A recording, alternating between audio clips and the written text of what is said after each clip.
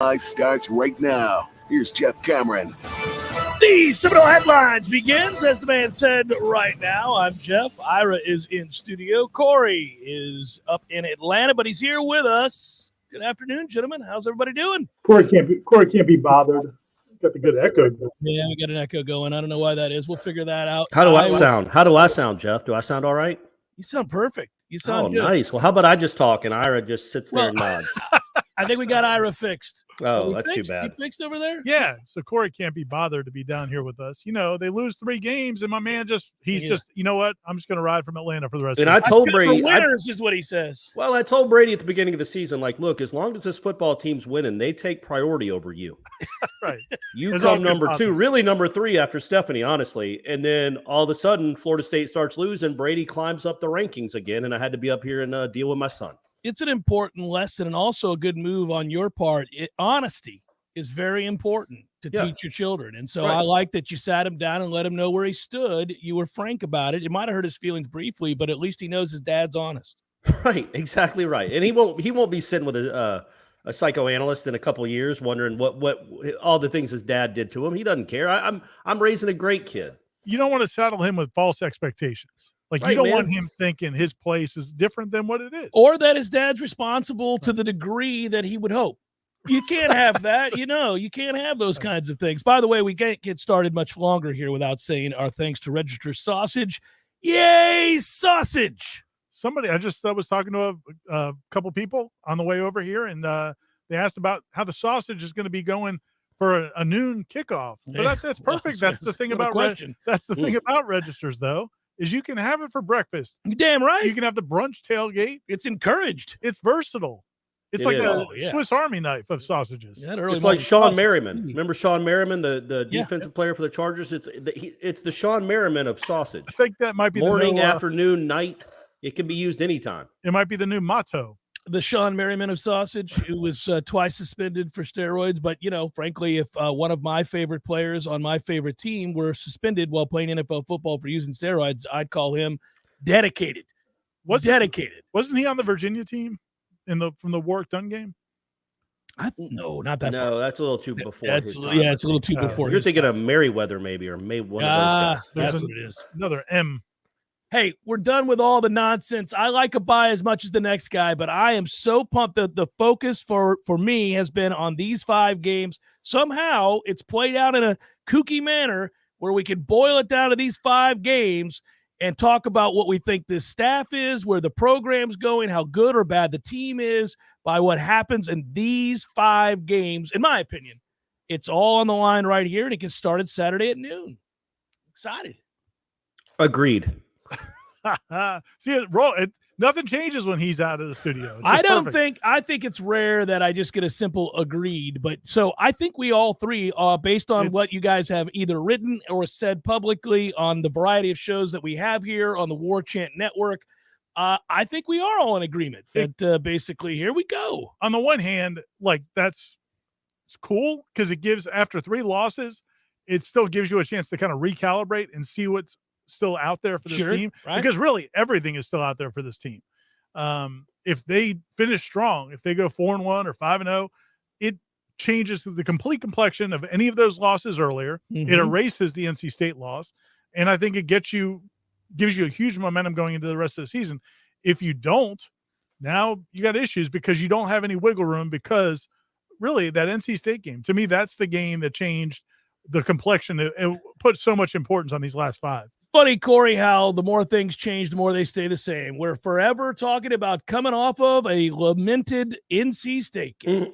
It's just always at very. It's our lot in life. It's our lot in life. It's just just horrible losses in Raleigh. Just horrible, heartbreaking losses in Raleigh. I would say this game, though, and I'm going to say it next week too, if they win this game, which they better. This is, you look at it this way, man. If he doesn't win this game on Saturday, I'm not saying it's a wrap, but it's kind of close. You cannot lose this game if you're Mike Norvell. You just can't. So it is the most important game of his tenure at Florida State. Then we'll move to Miami and see what happens there. But you can't lose this game. You can't, right? What would we be saying on next Tuesday? Difficult to rebound from, and I think you'd lose all the fans, and I think that the vast majority of us would really have serious consternation over the future of the program if off of a bye, you lost to this sorry-ass Georgia Tech team. I prefer Jeff's approach this week, which has been to just almost dismiss the idea of losing the game.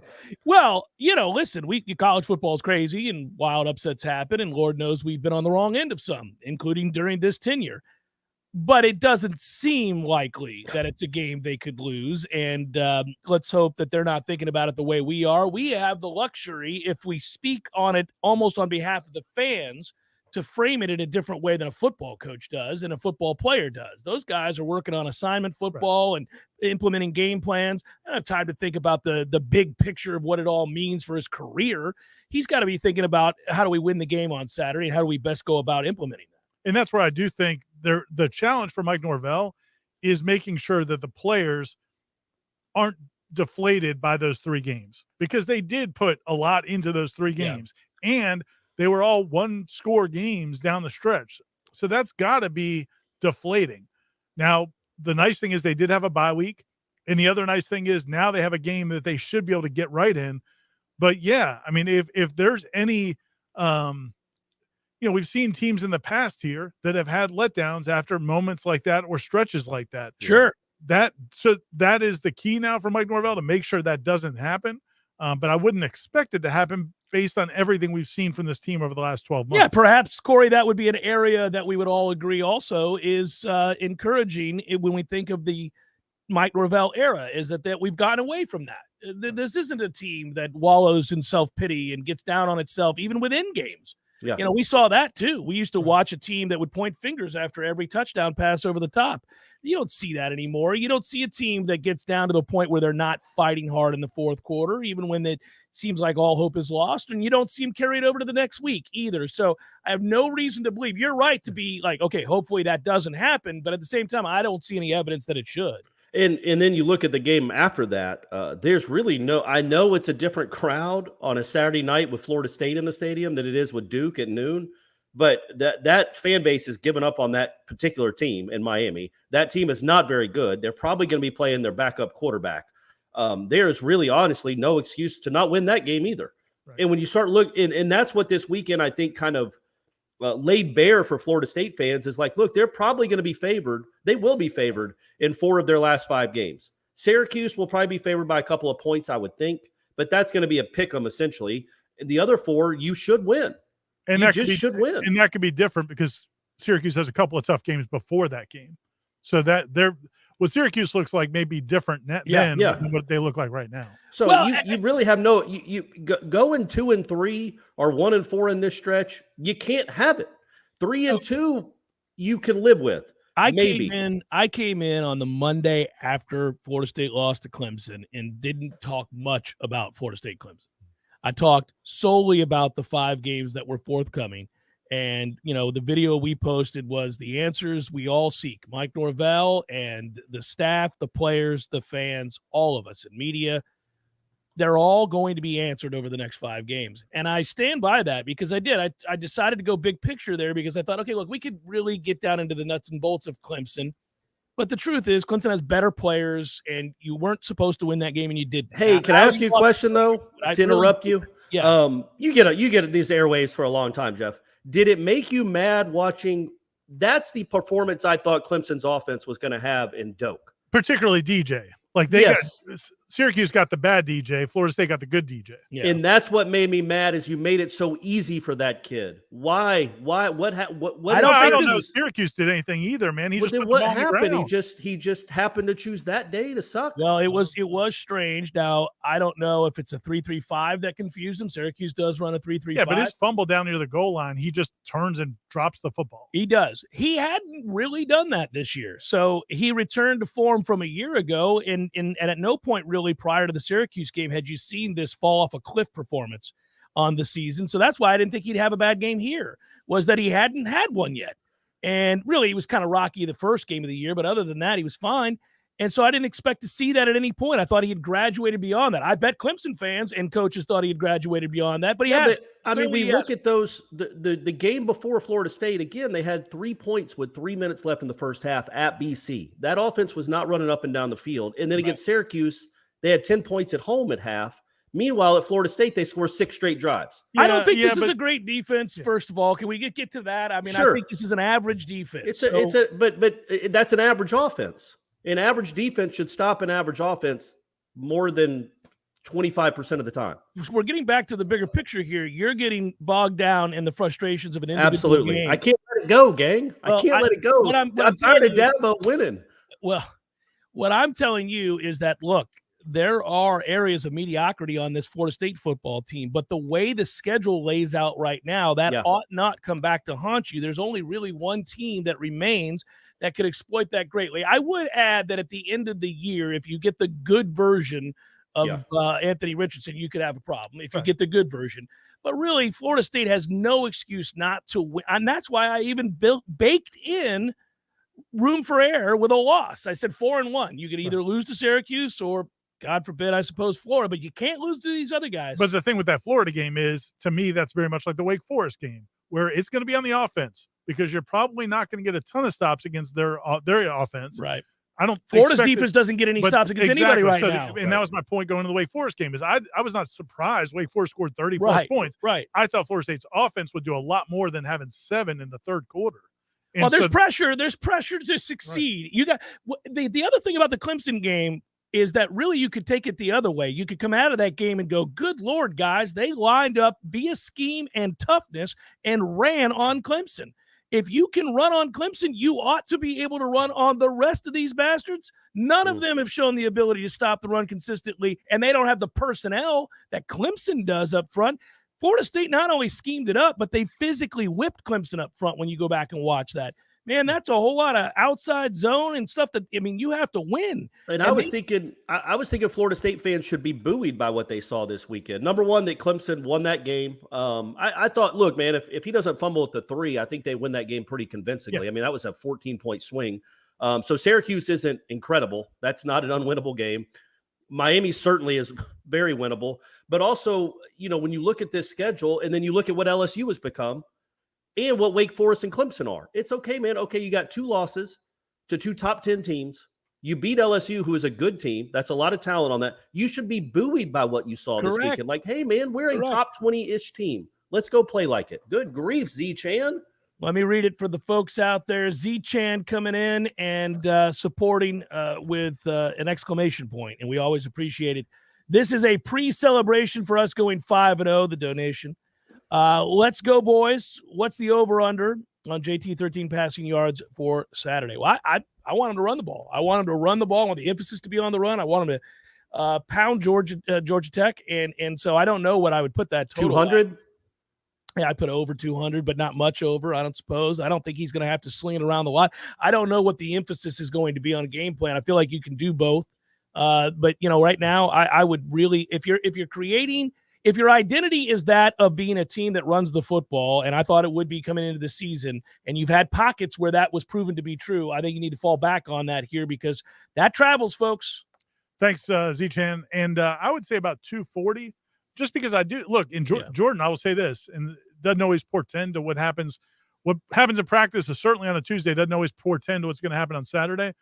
But Jordan was – I mean, he's been good this week, huh? He was really impressive today. I mean, he made some throws today that – it was like some of those throws where you almost think he might overthrow it, but it was perfect. Like the guy ran right underneath it and just, I mean, he was money today. And the bye week might've been good for him, but I think this offense overall, and they need to establish some things. And where Corey was going with, this should buoy what they did against Clemson should buoy the fan base.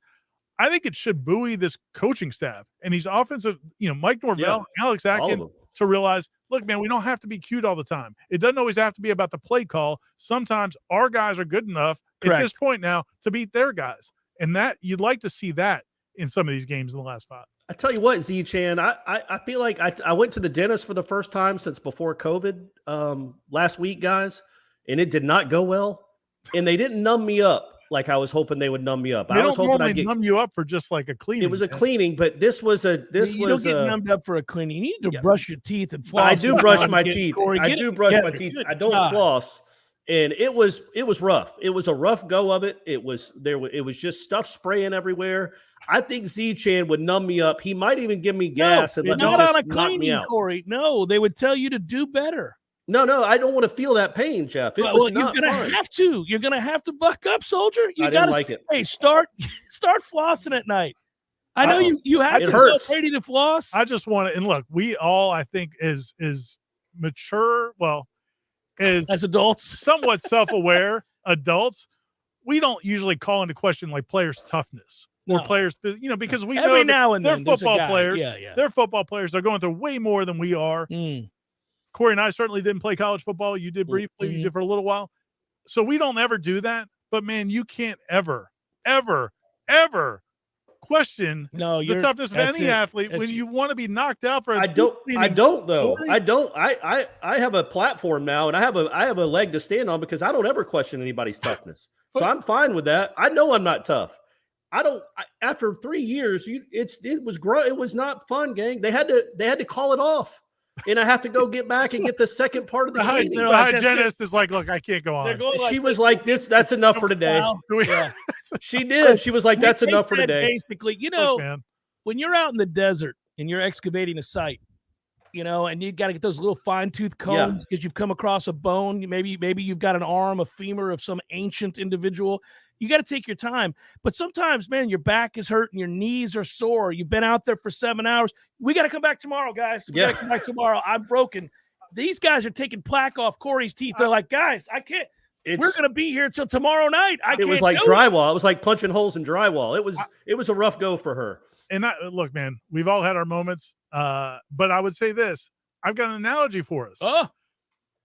It could be kind of like the Florida State offense where they've made these big strides. Right. They've made these big strides. They've knocked off plenty of plaque. Yeah. But now this is where Corey's teeth are going to be in a year from now they're going to be into the fine details. And that's where this offense needs to get to where they can execute in the red zone, third situational down, flossing at night. They're going to start flossing every night. Mike Norvell's been focused on the big picture. Corey Clark is going to go back to the dentist for the cleaning. The next one was that 6 months from now. Corey, they're going to see. No, hopefully it's in a week because they still have to finish up. All right. Well, once we establish this bedrock version of we get this thing done, and now we just have to sustain the excellence. And assuming you're going to do the right thing when you go home every evening and floss your teeth. Sure. When you come back, they're going to be like, oh, this thing is running like a fine oiled machine or well-timed. Yeah, this isn't going to be. They're going to tell me to get out of the chair. You don't need a cleaning. Get out of the chair. You're in great shape. Throw it around the lot. This is good, guys. This is Kansas City's offense. Corey's teeth is Kansas City's offense. They brush themselves. They clean themselves. Right now, you're the Bucs offense. Right. Oh, good grief, by the way. Holy moly. Just like we can't even look at you. Your teeth cleaner is like, get out of my chair. Get out of my chair. I don't even want to look at you. Seminole Headlines, 93.3 Real Talk Radio, Warchant TV continues in a moment. Hey, this is Greg Tish. Here's something you might know about me. I don't drink coffee. I have never had a cup of coffee in my life. Well, that is until now. So why change now? Well, it's because my dear friend at Grassroots Coffee reached out to me after hearing me say that and insisted that I give his product a try. I've been making a huge mistake. The world of coffee is fascinating. I always thought coffee is coffee, No, it's not. I have tried their coffee and it is fantastic. Now, I've got a fascination with learning more about the best coffee in our area. Grassroots Coffee is locally roasted, locally owned, and locally loved. You can find whole bean Grassroots Coffee on the local aisle at Publix, also in Whole Foods, but the best way to get this black gold is to order it online. They literally grind the fresh roasted beans to your preferred level, bag it, write the date on it by hand so you know the exact day your coffee was roasted. It doesn't get any more fresh than that. Order yours now. Just go to grassrootscoffee.com and choose the coffee you want and how you want it, and join me. Let's step up our coffee game together and also support a great local business. Every day, Sellers makes life a little better for homeowners, helping them find the best design ideas for their homes with the best quality tile, carpet, and hardwood flooring. Even mosaics, ceramic, and vinyl solutions are at their fingertips in their remarkable showroom. Maybe it's time for you to get the Sellers Advantage for your home or office. Find them on Capitol Circle Northeast, just north of Mahan Drive, or online at sellerstile.com. For style, quality, and design, get the Sellers Advantage. In Tallahassee, call 656-8453. Physical stress on our bodies can take its toll as the years go by. Whether you're looking to get back into an old sport or just want to spend more time outdoors to explore all life has to offer in our beautiful city, the dedicated team at TOC is here for you every step of the way. You can trust TOC for all your orthopedic needs. And now, scheduling an appointment has never been easier. Just visit teamtoc.com and click schedule online. That's teamtoc.com. Football at El Jalisco, football at El Jalisco, what a combination. It's a great big celebration. It's football at El Jalisco. I can dig it. Who's playing? Oh, man, everybody. The ACC, the SEC, all the C's, and even the pros. The Bucks, the Steelers, the Giants, the Cowboys. Wow, far out. You bet, man. When the game is on, it's on at El Jalisco with incredible specials on everything from frosty cervezas to salty margaritas. Does Margarita know? Dios mío, not again. The best place to watch the game is El Jalisco. College, pros, Monday night, Thursday night, you name it, El Jalisco is football headquarters. And with 5 Tallahassee area locations, there's probably an El Jalisco right around the corner right now.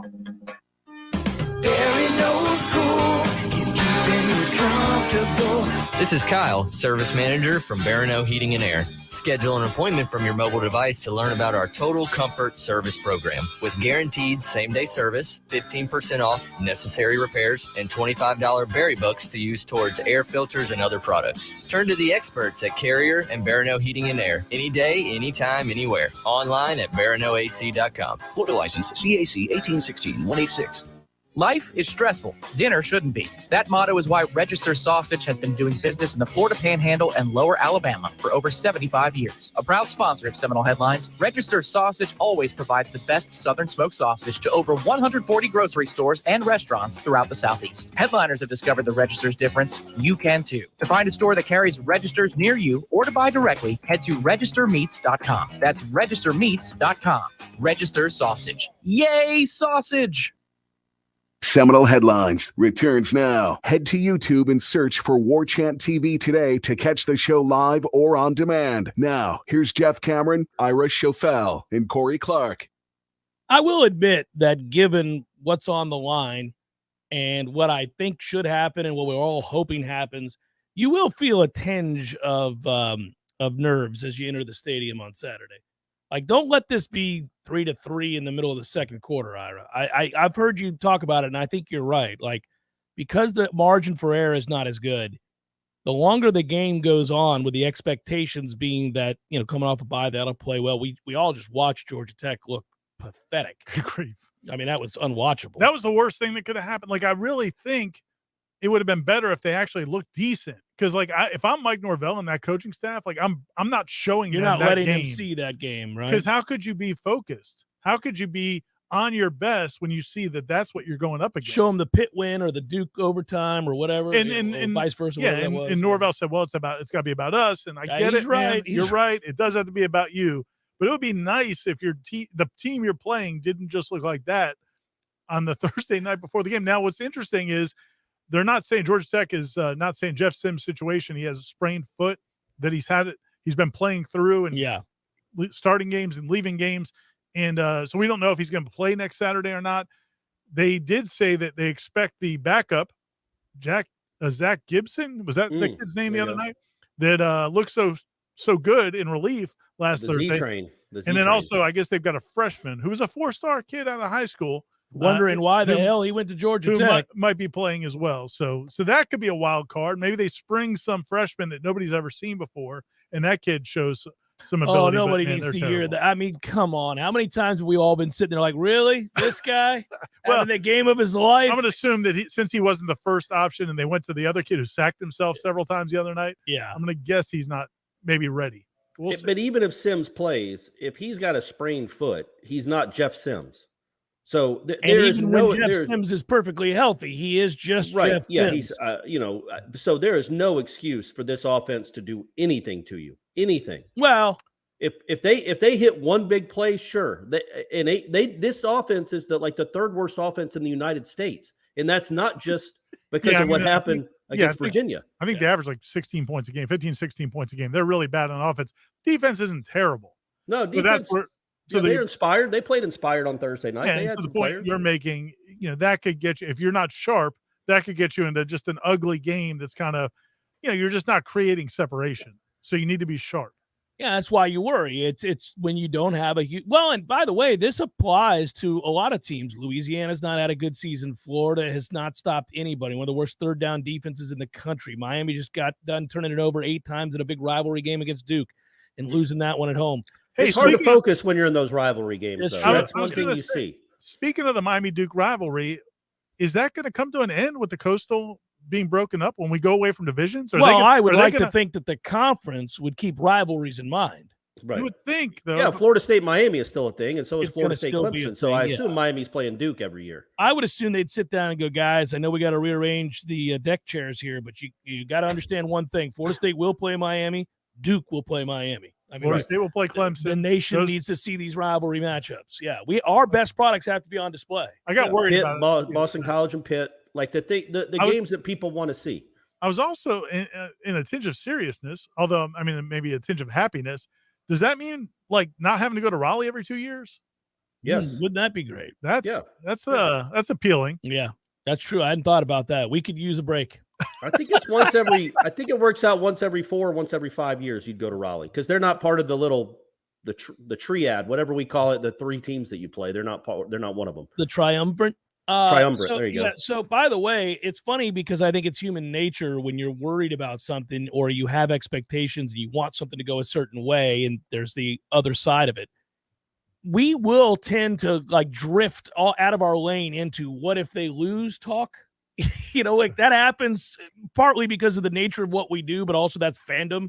And so it's what happens if they lose? And it's also the program we cover. Well, that's true. They do a lot of losing. But I had a little voice in my head was steering me in that direction as I steer the show. That voice was Corey. Yeah. And then I was like, I'm not doing that. They're not going to lose the game. But the voice in my head was like, what if they lose? Like we could go there and we could probably all talk about that for the next 3 hours. No, because here's the thing. If that happens, if something like that happens in these last 5 games where they come out nowhere near where they need to be, we'll have plenty of time to talk about that at that point in time. Ugh. I'm not worrying about it. You don't want to do it now? Why do it now? They're going to win 4 of these games at least. What if my foot gets amputated? But it's not amputated, and nobody's talking about your foot being amputated. What are we doing? Yeah, all right.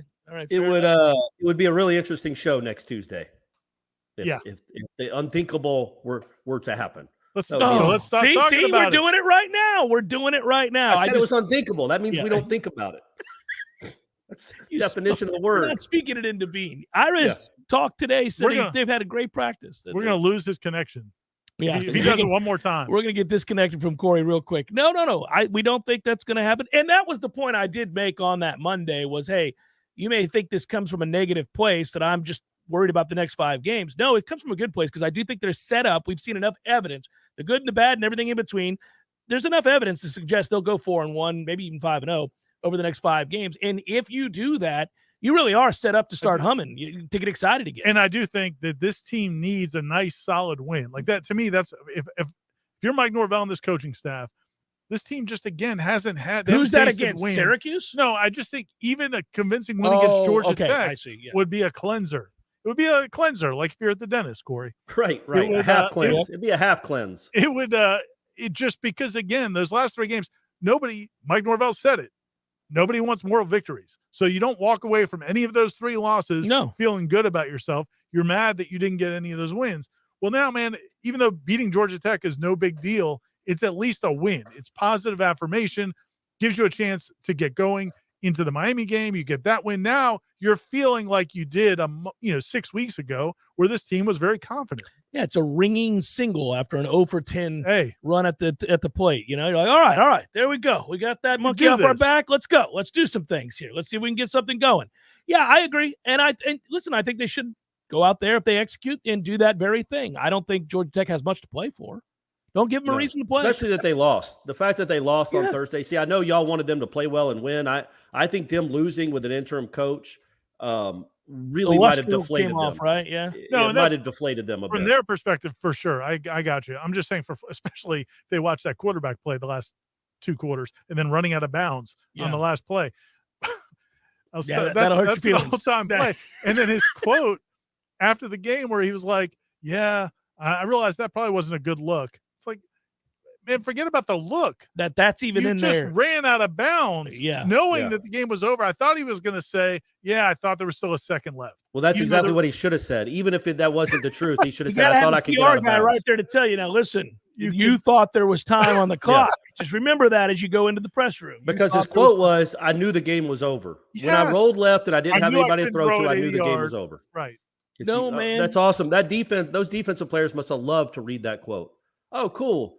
The idiot that couldn't throw a forward pass knew the game was over, so just ran out of bounds. Awesome. Well, let's take it to the locker room, guys. So on the nobody's ever completed a Hail Mary. On the Georgia Tech standpoint, I agree with you 100%. I'm just saying on the Florida State standpoint, just to get their attention. I wish they weren't watching. I hope they weren't watching that game. I'm sure they were. I mean, I don't know, Ira. Like, they watched Clemson and knew Clemson was good. That didn't do anything for them. They knew Wake was good. That didn't really do a ton for them. They played inspired against Clemson.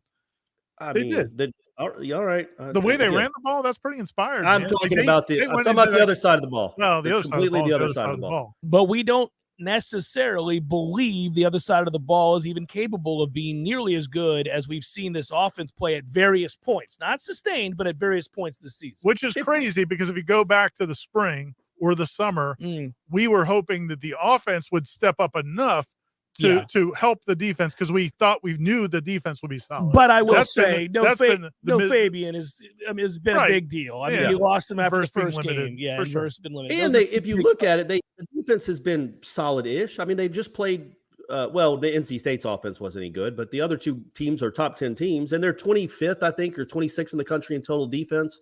But third down conversion defense is not good. Red zone, all the situational stuff, they're not doing well. But they're not terrible. And I think as this season plays out, if this is the offense, if that offense we saw against Clemson is the offense and not the one we saw in the second half against NC State, if this offense averages 35 points a game the rest of the way, which it should with this schedule, they're going to win all 5 games. And they'll be 9-3, and you'll be lamenting Raleigh because they should be 10-2. Right. Yeah, so it will have worked out how we hoped it to sit back and lament not having won 10 games. That's all we do is lament. That's all we do is lament games up there anyway. No, listen, if they go 9-3 or even 8-4, nobody's. I mean, you'll talk about individual plays, moments, halves, maybe even games. But the truth is, if you take a step back and think they win 8-4, you wouldn't be like disappointed. You wouldn't be crushed about a 9-3 season. You'd just be like, man. If they wouldn't have just fouled up in the second half against Raleigh, they would have won 10 games this year from 5 to 10. Yeah, I get worried about the scenario I painted a couple of years ago, and there was some pushback for this where I said, look, I'm looking long term. I don't want to have to keep starting over. You see bad program after bad program after bad program have to start over. So hopefully this guy, I'm also done hitching my wagon to somebody and become, just saying like, well, I'm rooting. No, I'm watching. I'm not rooting. I'm watching. I want to see what you are. Prove it to me, good and bad. Well, here's the thing. I don't want him to fall back on a 7-5 type season, certainly not a 6-6 season, because of what it means in recruiting and what it means for your future. He's not getting fired if they go 7-5. But again, I'll reiterate, I think he's a dead man walking if he goes 7-5. Well, here's the thing, man. Like going into these next 2 games, you're playing a Georgia Tech team that is basically inept, close to rock bottom. Maybe that's not rock bottom, but it looks very. They can see rock bottom. They can see it from where they sit. They're not there yet. They're down into the magma. They've hit the liquid magma. And you're getting them at home after you just had a bye week. Miami's best win of the season was against the 2-5 Virginia Tech team. They've lost 3 straight home games to Duke, North Carolina, Middle Tennessee State. Oh, by the way, they got their ass beat by 2 of them. These are 2 games. If you're in year 3 and if you're going where you think you're going to go, and if Jordan Travis is the player, you can't lose these games. No, you can't. So that's why I don't even want to consider it until if it happens. Then, because if it happens, then you got to have that conversation. We'll be considering the hell out of it if it happens. That's all we'll be doing is considering.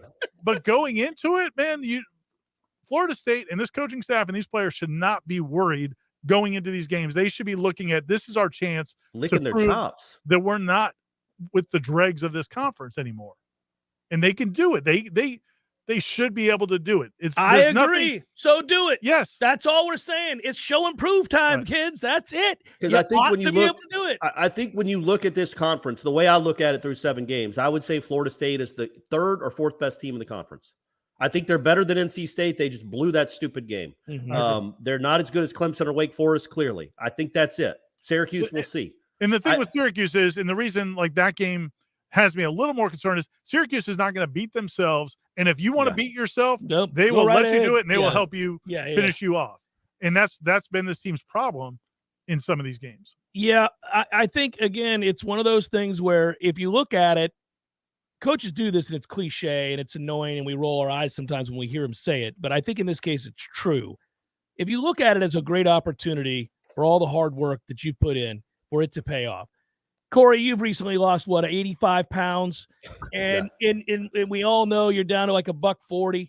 Right. Think of all the work you've put in to get there. And every day you go to the gym, you probably think it's an opportunity to get even better looking. Well, it's an opportunity to impress even more. Right, and to take off my shirt more. If I can. I'll be honest with you guys. I'm a little weirded out how much I look at myself in the mirror. I was going to ask you this, Jeff. We've been weirded out for about a year. So when were you in your best shape? Probably 19. The first year when I went to ETSU in 1990, I was 217 chiseled, yes. Chiseled. Did you I mean, I know you kind of grew up differently. I still look at that picture sometimes. But I was going to say, did you stare at yourself in the mirror back then, or were you used to it? No, I was used to being, fit. So I never looked like this. So I look at myself and I'm like, what am I doing, man?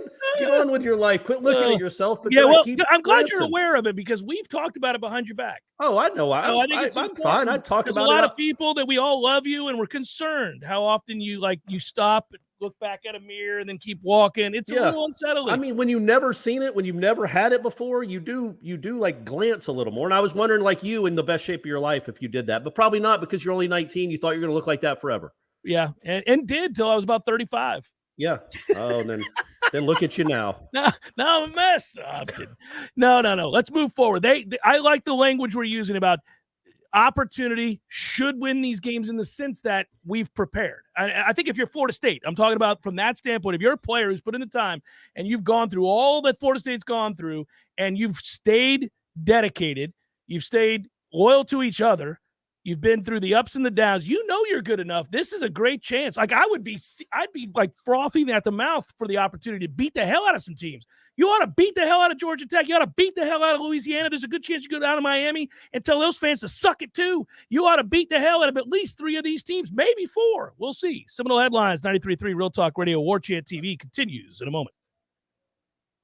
Your local news now. The Leon County Sheriff's Office is asking for help after a deceased female was found in Northeast Leon County Sunday evening. Deputies were dispatched around 7:31 p.m. on October 23rd after a suspicious circumstances call was made in the 12,000 block of Wiley Road. The body of a deceased woman was found on the side of the roadway. The manner of the death is reportedly determined to be foul play. Anyone that may have information, contact the Violent Crimes Unit at 850-606-3300 or to remain anonymous, contact Big Bend Crime Stoppers at 850-574-TIPS.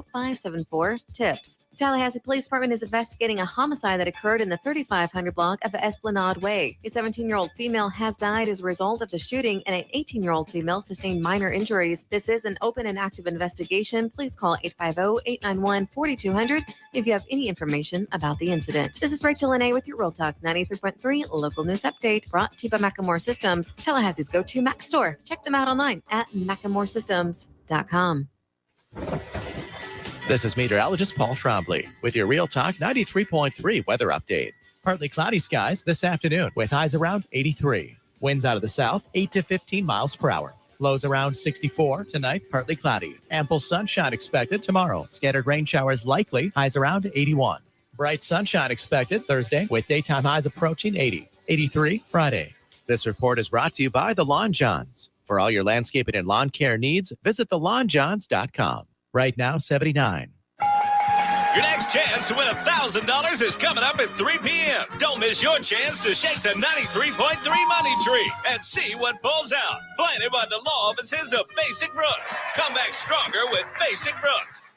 Hi, this is Justin Colvin, founder of the Medicare Help Desk. I routinely speak to seniors who are overwhelmed by the multitude of coverage options available to them. That's why I created the Medicare Help Desk radio show. Tune in every Sunday at 11:30 a.m. where I provide clear answers to all your questions about Medicare. Life is stressful. Dinner shouldn't be. That motto is why Register Sausage has been doing business in the Florida Panhandle and Lower Alabama for over 75 years. A proud sponsor of Seminole Headlines, Register Sausage always provides the best Southern smoked sausage to over 140 grocery stores and restaurants throughout the Southeast. Headliners have discovered the Register's difference. You can too. To find a store that carries Registers near you or to buy directly, head to registermeats.com. That's registermeats.com.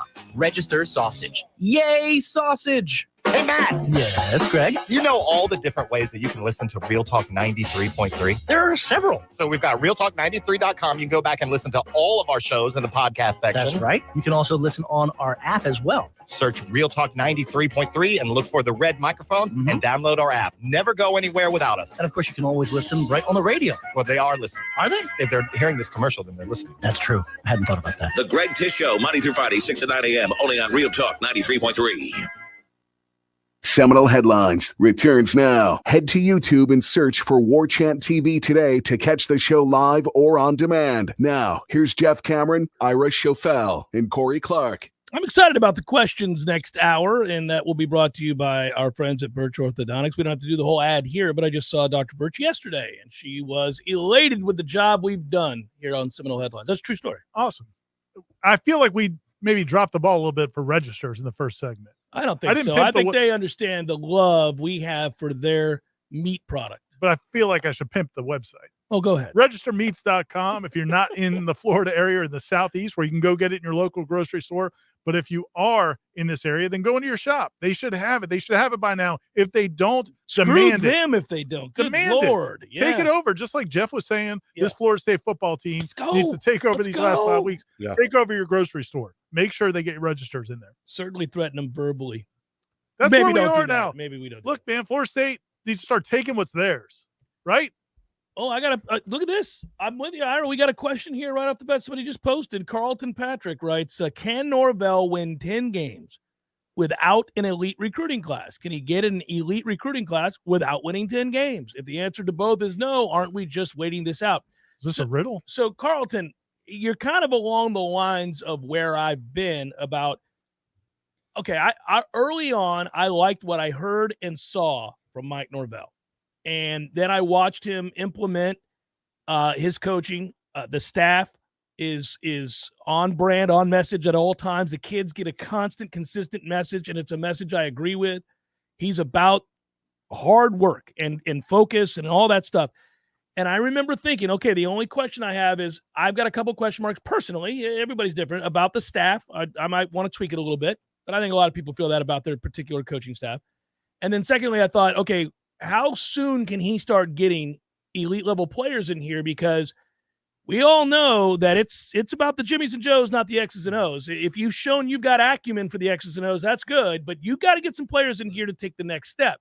And the only way that happens is, again, to win some games, to show real proof of concept, as everybody likes to say.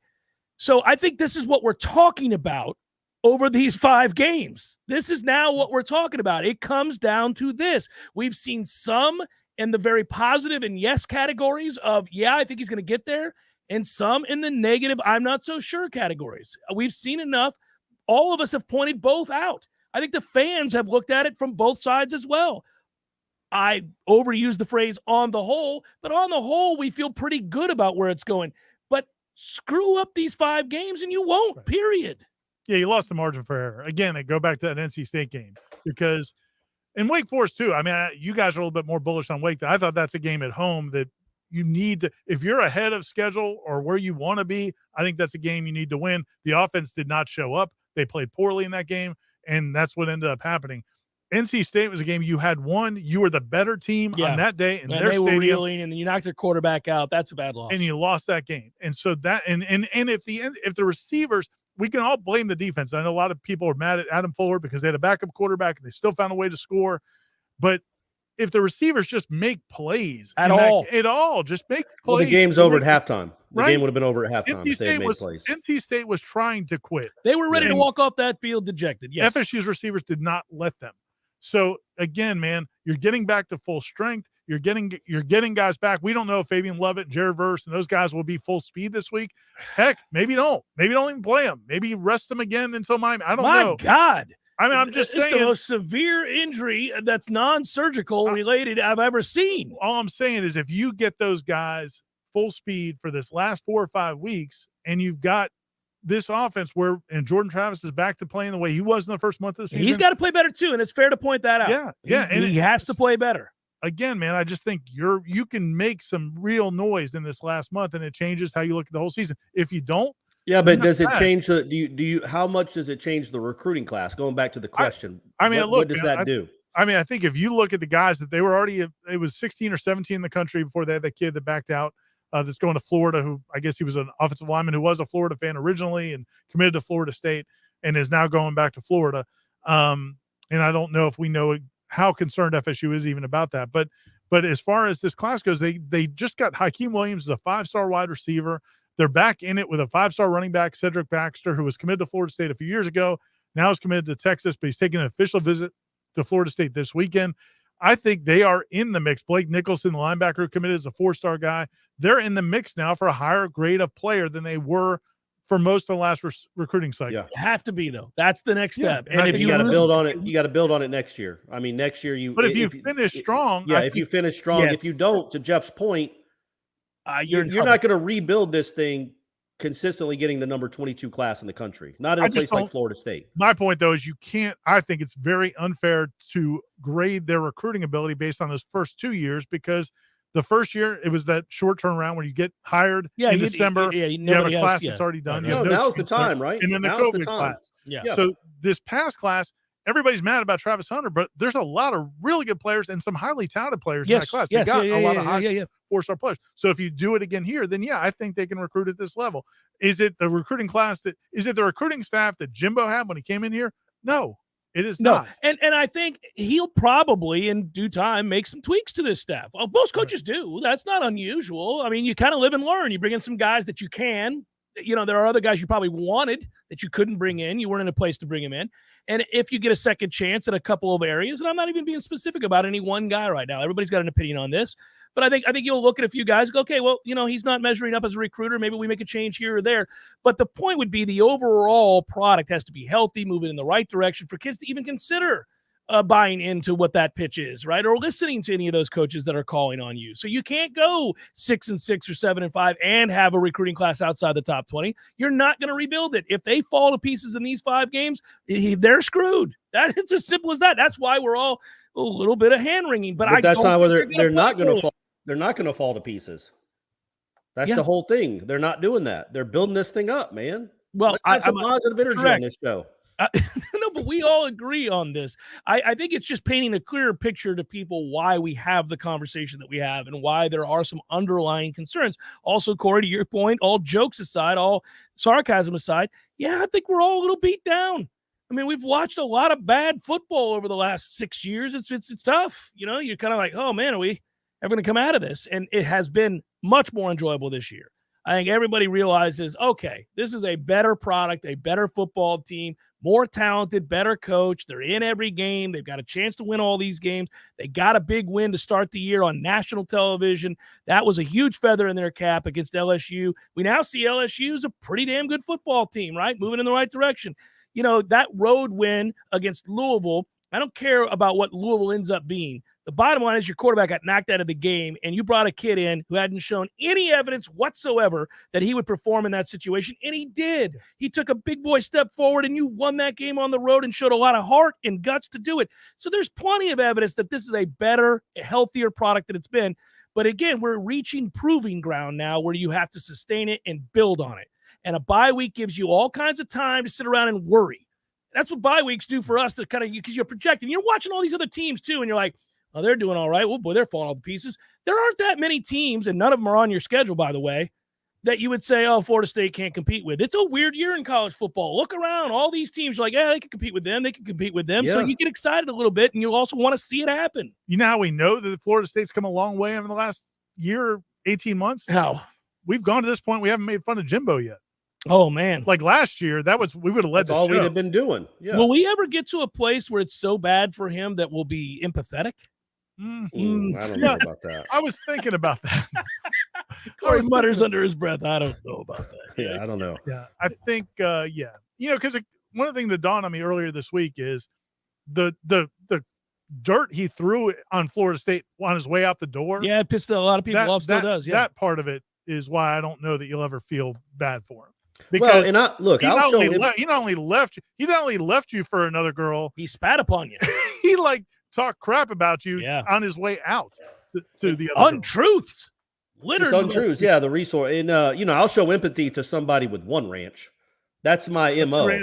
But if somebody has two ranches, they don't get any of my empathy. We're done. Well, he's obviously now he's stress eating. There's some things going on there. I don't know. It looked to me like maybe he was wearing something bulky underneath. And he's fat. No, it's okay. fat. All right. Yeah. He's getting, and far be it from us. We're not body shaming anyone. It's just, remember when he got into really good shape in the offseason that one year? And you know what you should do? You still have his cell number. You should text him a picture I've of you got his without cell your shirt number. on. I'll text him the shirtless pic of me. Corey, hey, Jimbo, how's it going? Hey, How Corey, you like me now? Corey, you know what I think would be funny?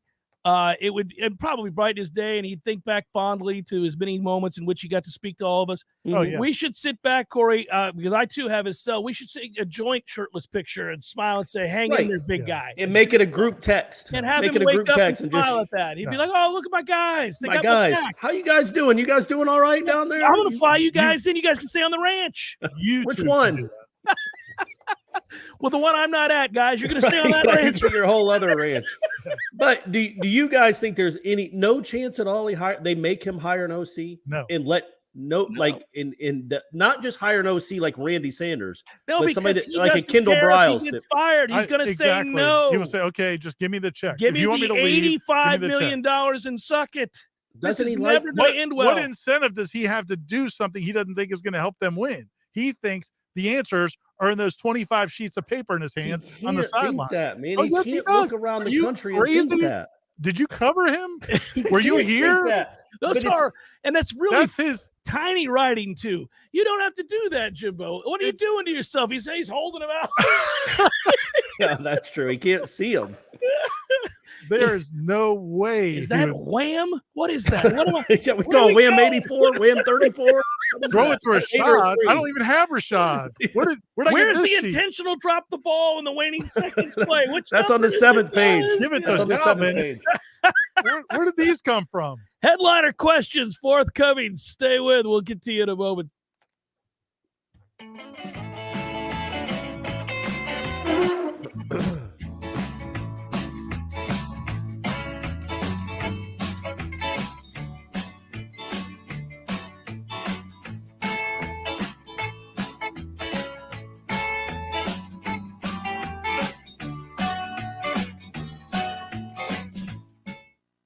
There's fun to be had every night at the Corner Pocket. Take home prizes on Trivia Tuesdays and Beer Bingo Thursdays. And kickstart your weekend with Martini Fridays. Plus, happy hour runs every weekday and game day specials every time the Noles take the field. Watch all the best games at the Corner Pocket's Vegas Wall, featuring 560 inches of flat screen TV heaven. Oh, really? The best food, the best drinks, and the best place to watch all the games. Tallahassee loves the Corner Pocket. When I get home from work, I'm ready to relax. So I call Swain Pools and Spas to put my pool in the back. I call Swain Pools and Spas. Now I'm soaking up the fun when I want to. Truckloads of new and used Caldera and Hot Spring Spas are available now at Swain Pools and Spas. Don't wait. Get to Swain Pools and browse the best inventory to find the spa of your dreams. These won't last long, so come see us today. Just look for the huge sign on Tharp Street or call 386-7113 for Swain Pools and Spas. I know what you're thinking right now. Where can I find a place to get my car fixed and Also, check out some awesome new hot tubs and spas while I wait. Well, you're in luck. Because when you bring your car or truck in to get serviced at Tallahassee Car Care, it's under the same roof as Swain Pools and Spas for tires, brakes, batteries, tune-ups, oil changes, and all the service you need to get back on the road. Choose the certified technicians at Tallahassee Car Care. Drop by our shop on Tharp Street or visit online at TallahasseeCarCare.com. Jerry's Famous Cigar Shop is a special place. It's Tallahassee's only traditional gentleman's cigar lounge with a massive collection of hard-to-find boutique cigar brands, a staff with over 100 years of combined cigar knowledge and experience, the best prices in town with full box discounts, a great selection of beer and wine, indoor and outdoor seating, private lockers, and best of all, Jerry's is a local family-owned business. Visit us on Sherrill Road or the new lounge on Kerry Forest Parkway, the only cigar lounge for the true gentleman. Well. Hey, Jeff, look at this place. Yeah. Well, doing well. It's been a while since I've seen you, brother, but, it hasn't been a while since I've been over to Gordo's. I go there on the regular because of you, Eddie. Well, we keep you regular. Well, that's true, but I think of Gordo's as a place to sit down, have a cold beer, talk to your friends, enjoy the sports, eat the delicious food. But I think of you as Uncle Eddie, a man who takes care of his people and takes care of the town. I appreciate that, Jeff. Hey, and we'll keep you regular. Gordo's, bringing the flavor and flair of Cuban food to Tallahassee since 1996. Many orthodontists in Tallahassee can straighten a smile, but at Birch Orthodontics, they're dedicated to providing the finest care possible. The experienced and friendly staff is trained in all of the latest techniques. So whether you need standard treatment like braces or Invisalign, or you have a more complicated case requiring extra attention, Birch Orthodontics is here for you. Set up your free consultation today by visiting birchorthodontics.com, BURCH orthodontics.com, or call 850-877-1692. At Birch Orthodontics, they create beautiful smiles that last a lifetime. Coming up next, more of the Jeff Cameron Show. Live and local on Real Talk 93.3. WVFT, Gretna, Tallahassee. Breaking news this hour from townhall.com. I'm John Scott. American basketball star Brittany Griner loses her appeal with the Russian court upholding her 9-year prison sentence on drug possession. Brittany Griner's pleas for leniency via video from her prison cell on Tuesday went nowhere with the Russian court. I just beg that the court takes in all the mistakes that were overlooked. She spent her birthday last week in a penal colony and says it's taking a toll. It's been very, very stressful. Griner was convicted in August after Moscow police found vape canisters with cannabis oil in her luggage at the airport. She admitted to them, but her lawyers presented a prescription. National Security Advisor Jake Sullivan calls the hearing another sham judicial proceeding, and in a statement says President Biden is willing to go to extraordinary lengths to bring Americans home. The U.S. has been proposing a prisoner swap with Russia. I'm Julie Walker. Also at townhall.com, several heated clashes during a Florida gubernatorial debate last night that covered the COVID-19 pandemic, abortion, crime, education, and President Biden. Republican incumbent Ron DeSantis defended his critical race theory position. I'm proud of our history. I don't want to teach kids to hate our country. I don't want to teach kids to hate each other. And the way to stop discrimination on the basis of race is to stop discriminating on the basis of race. Democratic challenger Charlie Crist says his opponent and others want to rewrite history. Those who don't know history may be condemned to repeat it. Usually people use that in reference to the Holocaust. It could just as easily be referenced to slavery in our country. It happened. It's a fact. The debate aired on Sinclair Broadcast Group, WPEC TV. The Dow is ahead 212 points and the NASDAQ up 188. More on these stories at townhall.com. Hi, I'm Al Abaroa, founder of Knight Strategic Wealth. Inflation is a problem, markets are volatile, and the risk of running out of money in retirement is real. That's why I love annuities, and you should too. Your financial advisor doesn't want you to know that with our annuity strategy, when the stock market goes up, you earn a market-linked return that locks in every year, and when the stock market goes down, your annuity won't lose a dime. There are no unnecessary fees, and it works for your investments, money at a brokerage firm, or even money at a bank. It's simple, it's safe, and you should only invest if you learn the facts. And that's why savvy investors work with us. Want to learn more? Text FREE to 833-898-0500, and we'll send our retirement readiness kit directly to your phone right now. If you want to use safe, low-fee annuities to build a retirement portfolio that will go up with the market and never lose money, get our retirement readiness kit today and see how this strategy can help secure your future. Text FREE to 833-898-0500. Text FREE to 833-898-0500. T-Spark Enterprises, roofing and construction services. T-Spark, T-SparkConstruction.com. We conquer all peaks, we fix those darn leaks. Call 850-766-1340. T-Spark Enterprises, roofing and construction services. T-Spark, T-SparkConstruction.com. License number CCC 1331204.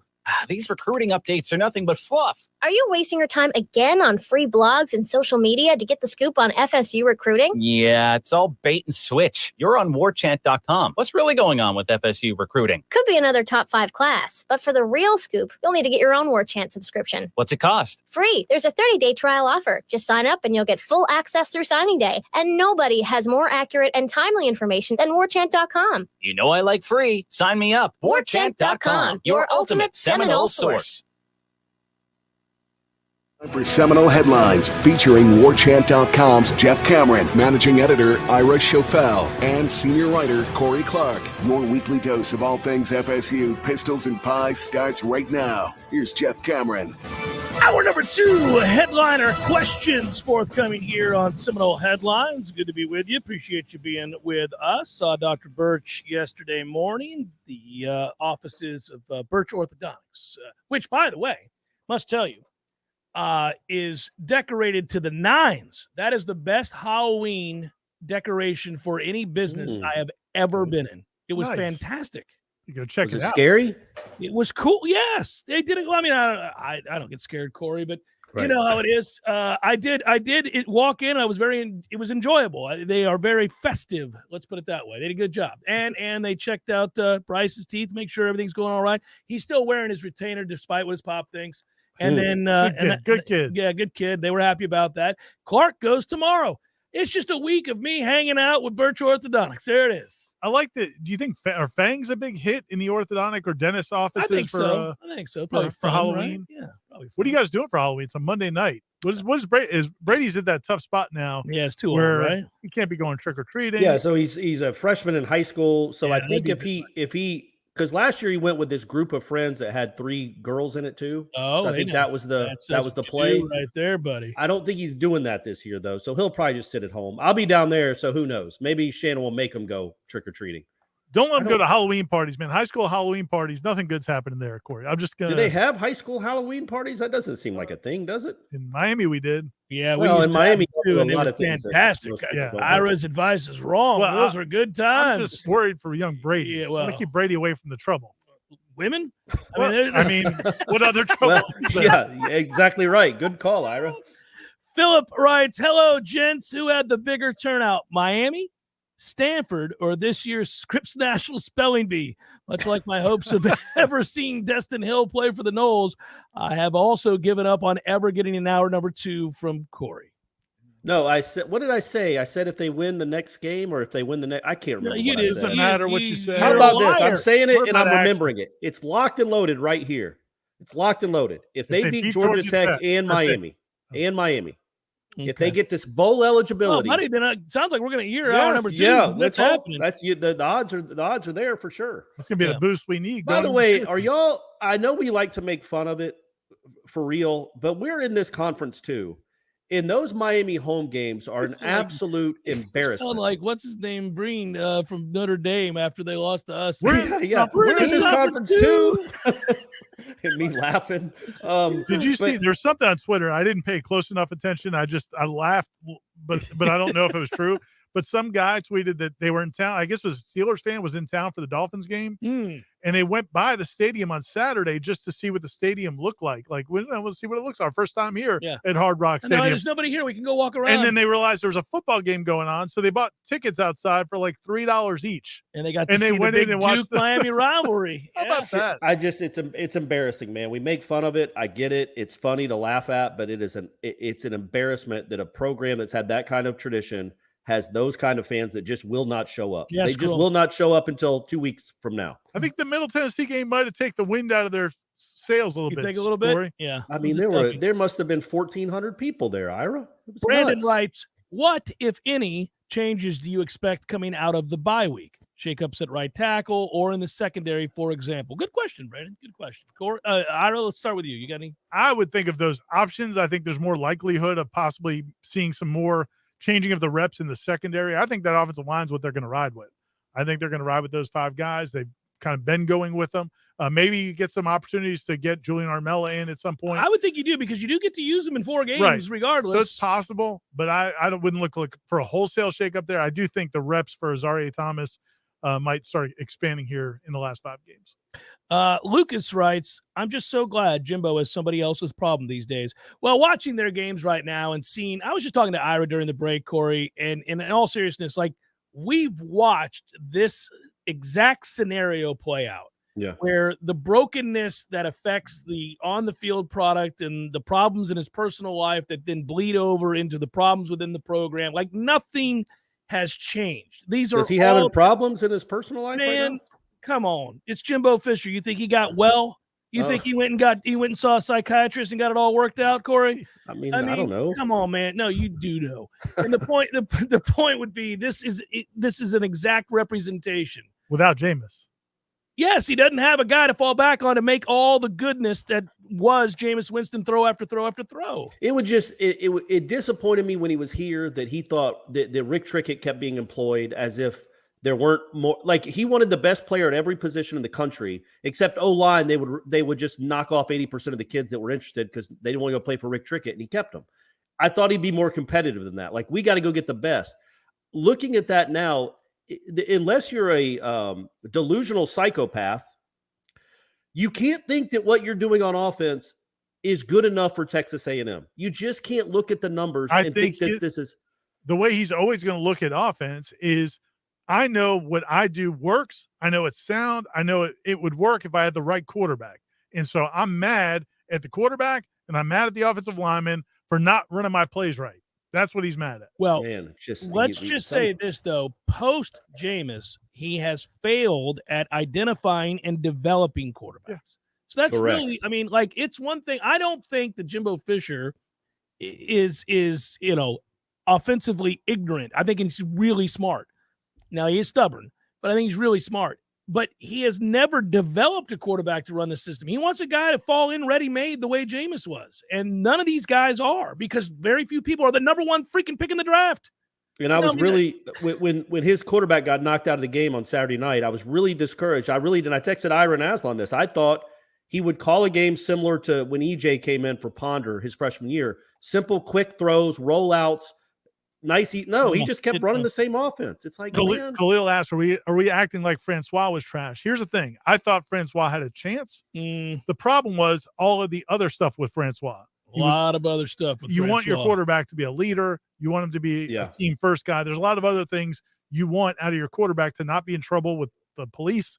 And just to be a better leader, and there were all kinds of issues. Well, not be on the sideline for senior day instead of Orlando Snapchatting or whatever. In terms of the ability, yes, he was probably the most talented of the bunch after Jameis, and he would have developed. He would have been a fine player if he'd have stayed with Jimbo, I think. But once he got hurt, and then in 2018 it was Taggart. That was a mess. Ian writes, how many more losses may this program endure before the fan base begins calling for more basketball coverage? It's coming up. They got a preseason game on Thursday, I'll be right? at the exhibition game on Thursday. Yeah, I'll be there. Did you guys know that they played Michigan in a scrimmage? Yeah, I mean, there's been talk about, but I don't think it's open or whatever. I don't know what. No, I think it's already happened. I think. Okay, but yeah, no, it's not open. It's not open. It wasn't open. Joseph writes, hello, gentlemen. What do you think is the best combination we should use on the right side of the line? I would like to see Washington and Armella work at right tackle and move Jazz back inside to rotate and compete with Emmanuel. Thoughts? That's not a bad observation from Joseph. I do think Jazz is much better suited at guard, but I don't know how much they want to run. Well, first of all, Washington doesn't play well at tackle. And one other thing I would say about this, and again, this is not, I'm not speaking for Alex Atkins. I don't know that he would say this. What I do know is part of the reason they wanted to go and get several guys in the portal to bring in some grown men in was not just because they would help them win this year, but it would almost protect some of those young guys from doing what Darius Washington did, what doing from Maurice Smith did and going and getting hurt and getting shoulder surgeries in their first and then not having the chance to develop it. And so now you're always behind the 8 ball. So I think if they could not put those guys out there in those situations, I think they were going to try to not do that. I think that's an accurate assessment. And Emmanuel's been decent at guard, right? He hasn't been terrible. He's not terrible. He's okay. I will say this in the practice observations you can read over at warchant.com. Emmanuel had a rep today against Fabian Lovett of all people. And Fabian Lovett, man, reminded you pretty quickly of why he's Fabian Lovett. Let's go. It was Let's go. It was impressive. I've been waiting, my man. Come on. When it comes to baseball, do you think the improvements to the high-tech field at Hauser and Link's coaching gets us to Omaha? I have zero idea of a ballpark estimate. Go Noles. That's from Nicholas. In like soon eventually? It could be. I mean, they may have enough talent. We know baseball is fickle and weird that way. I mean, hell, the Dodgers won 111 games and went home, and Phillies are in the World Series. Yeah, so baseball is weird. We've seen worse FSU teams make runs. I will say I thoroughly enjoyed talking with Link. It's the second time I've had a chance to do the interview. It's up there at warchant.com. He clearly has a plan in place, and it's nice that he was able to bring over all of his coaches who understand the way he builds and coaches. I do think the product's going to look better. I don't know what they're going, whether they go to Omaha or not. Postseason's weird. It's truncated. It's hard to know. But I will tell you, I think they're going to be a better-looking baseball team, period. If they just field competently, run the bases like they know what sport they're playing, and are just then yeah, man, people will appreciate that. You got me on that one, Ira. That was good. Like they know what sport they're playing. I mean, yes, it's not a high bar at this point. I don't think they're not going to be an Omaha type team right away. They're going to have to shape this roster into what he wants. Link Jarrett is not just, as you saw in your interview, the attention to detail he puts into, he's not having it. What the bullpen looks like, what the field looks like, all that. Think about the attention to detail he's going to have. Seeds, Ira. Olive seeds. How about he talked about having 3 openings to the dugout. Yeah, exactly. I mean, I have to admit that one made me roll my eyes. No, I like it. I was like, why do I got to walk an extra 20 feet to get out on the field? But I don't think he's going to change Walk anything. right down the middle. Yeah. If you're arguing that the way you do anything is the way you do everything, then fine. But my point is that the attention to detail and those things tells you the attention to detail when it comes to evaluating players and all those things is going to be at a high level also. We were talking about the olive core field at practice. Which was awesome. But here, I want to know what they went through, what materials the inventors went through to get to olive cores. Like, they destroyed some, like an entire peach pits. Like oh no, these aren't good enough. You can't find peach pits anymore ever since they tried to make a field out of them. So they're shipping in the olive cores. That's the greatest. Oh, man. Khalil donated to the cause here, and so it is that he jumps to the front of the line. Our defense obviously missed Fabo, as he calls him. Fabo. Fabo. I say Fabo. I like to make it rhymes with Dabo. Yeah, with Dabo. These last 5 weeks, but I can't help but think this stint without him will only help those young guys, Farmer, Ray, Peyton, etc. Yeah. Thanks, you ready Khalil. for 199 and are gone? Thoughts? I think he meant 91. Cooper's 91. 99 Malcolm is Ray's Ray. not going anywhere. Yeah, it definitely should help. It should help. It didn't help, the last 5 weeks necessarily. You kind of had to go through some things, but yeah, they had to grow up on the job, man. They had to grow up on the job, and you got to see who you can trust moving forward and who maybe doesn't need to be a part of your plans. And that's always enlightening. Yeah, I mean, the thing is, if you go back to what you had, now you've got depth. Bringing those guys, bringing Malcolm Ray and Josh Farmer and Jarrett Jackson off the bench is a whole lot different than asking them to be the main guys and playing 50 snaps. It's a fun question. Nathaniel writes, fellas, thanks for being my favorite Seminole football podcast. I listen to several, but when Seminole Headlines hits my feed each week, it's admittedly my favorite. Which of the 8, almost 9 Miami turnovers were your favorite? And why was it Garcia's last pass, which was so inexplicably bad, it would have likely been ruled intentional grounding had it not been picked? It's unbelievable. I watched a bunch. I did. I was like, let me see what he was looking at. Corey, have you seen there's a video? I watched the condensed game on YouTube. Okay. Yeah. Well, the condensed game is probably the same thing, but somebody put together a 5-minute video of just their turnovers. Oh, it's good. And that last took one 5 minutes. Yeah. I mean, they're all great. I mean, yeah, you get hit from behind as you're throwing the ball. It's easy to look dumb. Anybody that can happen to anybody. Happened to Jameis. Yeah. But when you throw the ball. There's a receiver like 20 yards beyond him. Yeah. And there's somebody maybe in the flat, and he just splits the difference right to a DB. It's an all-time good one, and I watched it a lot, and I do think it was the best of the bunch, and there were several really good turnovers in and that don't game. you think, I mean, they're going to – I don't know what their third-string quarterback is. And, look, that kid's got some arm talent, and he made some plays in that game until it devolved into madness. But, I mean, the Van Dyke kid, I mean, he looks out for a while, right? I mean, I know the OC said that they told Garcia to plan to be the man this week against Virginia. But Van Dyke landed on his throwing shoulder. Yeah, I mean, they said he was there's people saying down there he was in a sling yesterday, and if that's your throwing arm as a quarterback, it seems like that's probably not going to be something you come right back. He's been fairly miserable this year too. You might be playing a backup quarterback on the worst offense in the country, and then you're going down to South Florida to play another backup quarterback. Yeah, man, no excuses. No, that's the motto that they better be smacking on the way to the field. I got two here that are good, and one of them I've got an opinion on because I've had to talk too much about this particular individual for another site. Logan writes, fellas, fun fact, Miami had fewer turnovers in their last basketball game against Duke than they did last weekend. I know it's a rivalry game, but there's no reason that we should lose to those clowns. Thoughts? I thought he was going to give them a little bit of a leeway because it was a rivalry game against Duke in which they fell, but no. My thoughts? No, we shouldn't lose to that team. They're awful on offense right now. Obviously, they're lacking weapons at wide receiver. That was before this game that we noticed that. Offensive lines are wrecked. Yeah, gave up 200 yards rushing to Duke. Yeah.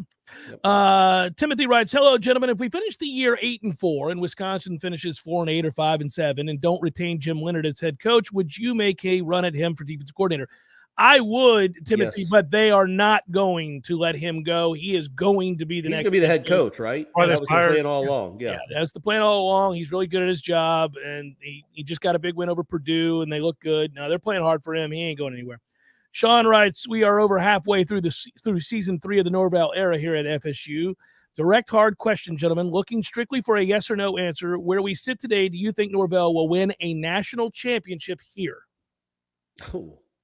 I like that question. That's the gauge, Sean. Yeah, it's a fair one. I mean, I'm just going to go on the math of it and say no. It's hard to win national championships. Now, here's my question for you guys. So you don't have to answer that one. Sorry, Sean. I'm gonna change it up a little. As we sit here today, do you think Mike Norvell will get this team to the playoff in his tenure here? I'm going to say yes, knowing that it's about to go to 12. I'm going to say yes. Oh, well, I am too. Because I think Clemson could be on the way down. I think Florida State's on the way up. I think Florida State in this conference will have a chance to win this conference. Yeah, but even if you don't, even if you can finish second or third in this conference and make the playoff, I wouldn't get too carried away with that. It might be 7 SEC teams. Well, I do think that they will make the make it playoff. this year. Wake would make it this year. I do think they'll make the playoff. I know my answer is no. I don't think they'll win a national championship. I mean, it's hard to predict that. You have to now. If they get the right quarterback, I would change my vote. But right now, it's hard to predict that. Going back, I skipped a couple here. When it comes to baseball, oh nope, sorry. Man, I'm skipping around here trying to get everybody in. And I wanted to do stuff that was pertinent. All right, but I mean, here's the thing, and don't and Sean, I appreciate the question. That's fine. But don't turn this into, okay, well, then we got to find the right guy, because I didn't think Jimbo was going to win a national championship either until we saw Jameis in 2013. So it's not like, I mean, I don't know how many coaches they could hire where you'd be like, oh, yeah, they're definitely going to win that national championship. Well, and you wouldn't know. Like year 3, you just don't know. You don't know. Like, is Lane Kiffin going to win one at Ole Miss? Well, the answer to that is no, he's not. Probably not. But after losing to NC State and Florida in 2012, no, none of us at that point in time would have said, yeah, they're going to win a national championship. I did think I'll push back on that a little bit. I thought Jimbo would. I wanted him to be the head coach. Went on the air and said that because I thought he would recruit, and I thought he would really recruit. Right. And when they got really good players, you increase your chances. Now, this is what I'm looking at with Mike. If they can have the kind of season that we're talking about now, finish out this year, and we see a big uptick in recruiting, your chances of landing one of those creme de la creme quarterbacks that you have to have is much greater. Then I would say sure. Yep. But right now, from where we sit, it's hard to say that. It is. But, I mean, Jimbo is he's even done it at Texas A&M. They've got a ton of talent. Right. And they just signed the number one class in the country. But here's the thing, man. The only quarterback he signed, other than Jameis, that turned out to be a really good quarterback, was E.J. Manuel. Right. And he was the assistant coach. Right. And E.J. also, Coach Bowden gets credit for that as well. but there's no other quarterback that so you can't say, oh, you knew he was going to get a great quarterback because he only got two of them when he was here. But we didn't know at that time that he was going to struggle in that arena. We knew that he would immediately, we would see a huge uptick in recruiting, and they did. Sure. And that's all I was basing it on. I didn't say like, oh, he's going to go get the guy. I just said his chances are pretty good to get some really good players to come in here because partly the program lends itself to that, right? The cachet, the region, all of that, and that he'll bring in a lot of good players. And if you get the right guy, you can win it all. We don't know if Mike can do that, but he also was hired in a weird set of circumstances. So it's so much nuance to the debate. I definitely think you can get them to be a top 10, 12 team. Getting to number one in this day and age, when you have to win 3 playoff games against other playoff teams, you need exceptional talent across the board. And we just don't it's unproven. It's an NA right now. It's not, we'll see. It's incomplete. As we build, we'll see what kind of recruiting classes you can get. That's all. That's all. The 3 most important things to me in my mind are offensive line, defensive line, and quarterback. I love the young offensive linemen they brought in here. This last class or two. I really like the young defensive lineman they brought in. Byron Turner now is getting healthy. He looks like a player. Patrick Payton's going to be a player. Daniel Lyons is going to be a player. I like a lot of those guys in that young defensive line group. If you get the right quarterback, man, I think they're going to have skill guys. Yeah. And again, these two are married because if you now go 3-2 in the next 5 and you finish the year with 7 wins, you're probably not going to get that guy. So it's just they got to play well. We know that. Florida man in Texas, I got to take a break, but from Noel Dad 77, does UM have something that is antithesis of the turnover chain, maybe a turnover backpack? Come on, guys. The backpack was a good idea. Oh, goodness gracious. Island Chief asked if we're going to win, and thanks for the contribution, Island Chief. Do we win? Does Florida State win more games than Texas A&M? I say yes. Yes. I don't know that Texas A&M is going to go to a bowl game, and I firmly believe Florida State's going to a bowl game. Yeah, A&M's currently under 500, and it's not like that slate gets that much easier. Seminole Headlines, 93.3 Real Talk Radio, Warchant TV continues in a moment. Well. Hey, Jeff, look at this place. Yeah. Well, doing well. It's been a while since I've seen you, brother, but, it hasn't been a while since I've been over to Gordo's. I go there on the regular because of you, Eddie. Well, we keep you regular. Well, that's true, but I think of Gordo's as a place to sit down, have a cold beer, talk to your friends, enjoy the sports, eat the delicious food. But I think of you as Uncle Eddie, a man who takes care of his people and takes care of the town. I appreciate that, Jeff. Hey, and we'll keep you regular. Gordo's, bringing the flavor and flair of Cuban food to Tallahassee since 1996. Imagine for a moment that you are completely weightless with zero gravity. All of your worries and stress melt away. Your mind stops racing and you fall into a profound state of pure relaxation. This is available to you right now at Tallulah Delta 8 Plus Floating in Railroad Square for just $50. These state-of-the-art floating pods are unlike anything else you've ever experienced. And while you're there, you can shop for some of the latest and greatest CBD and Delta 8 products on the market. Natural pain management, stress relief, and better sleep are all at your fingertips at Tallulah. Tell them Jeff Cameron sent you and thank me later.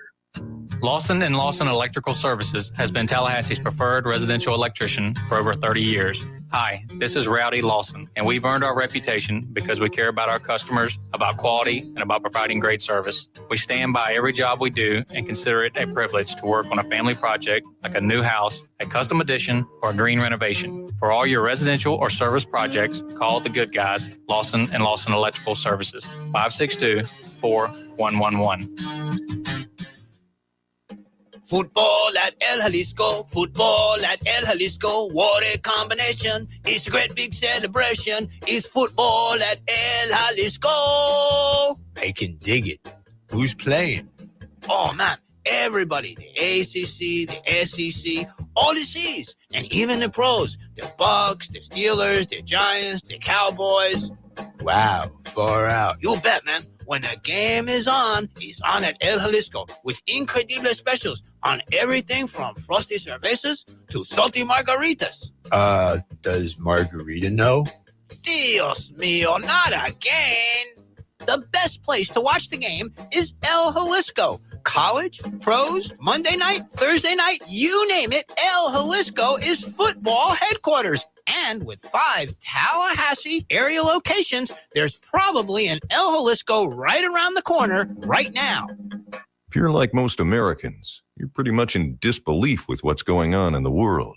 As we all know, global problems are having local consequences, too many of them. And if the peanut butter really hits the fan, are you ready? Grocery store supply chains are only as strong as their weakest link. Don't wait for them to break. Now's the time to secure emergency food for everyone in your family. My Patriot Supply is America's largest preparedness company. Our specially packaged and delicious food stays fresh for up to 25 years in storage. It'll be there when you need it.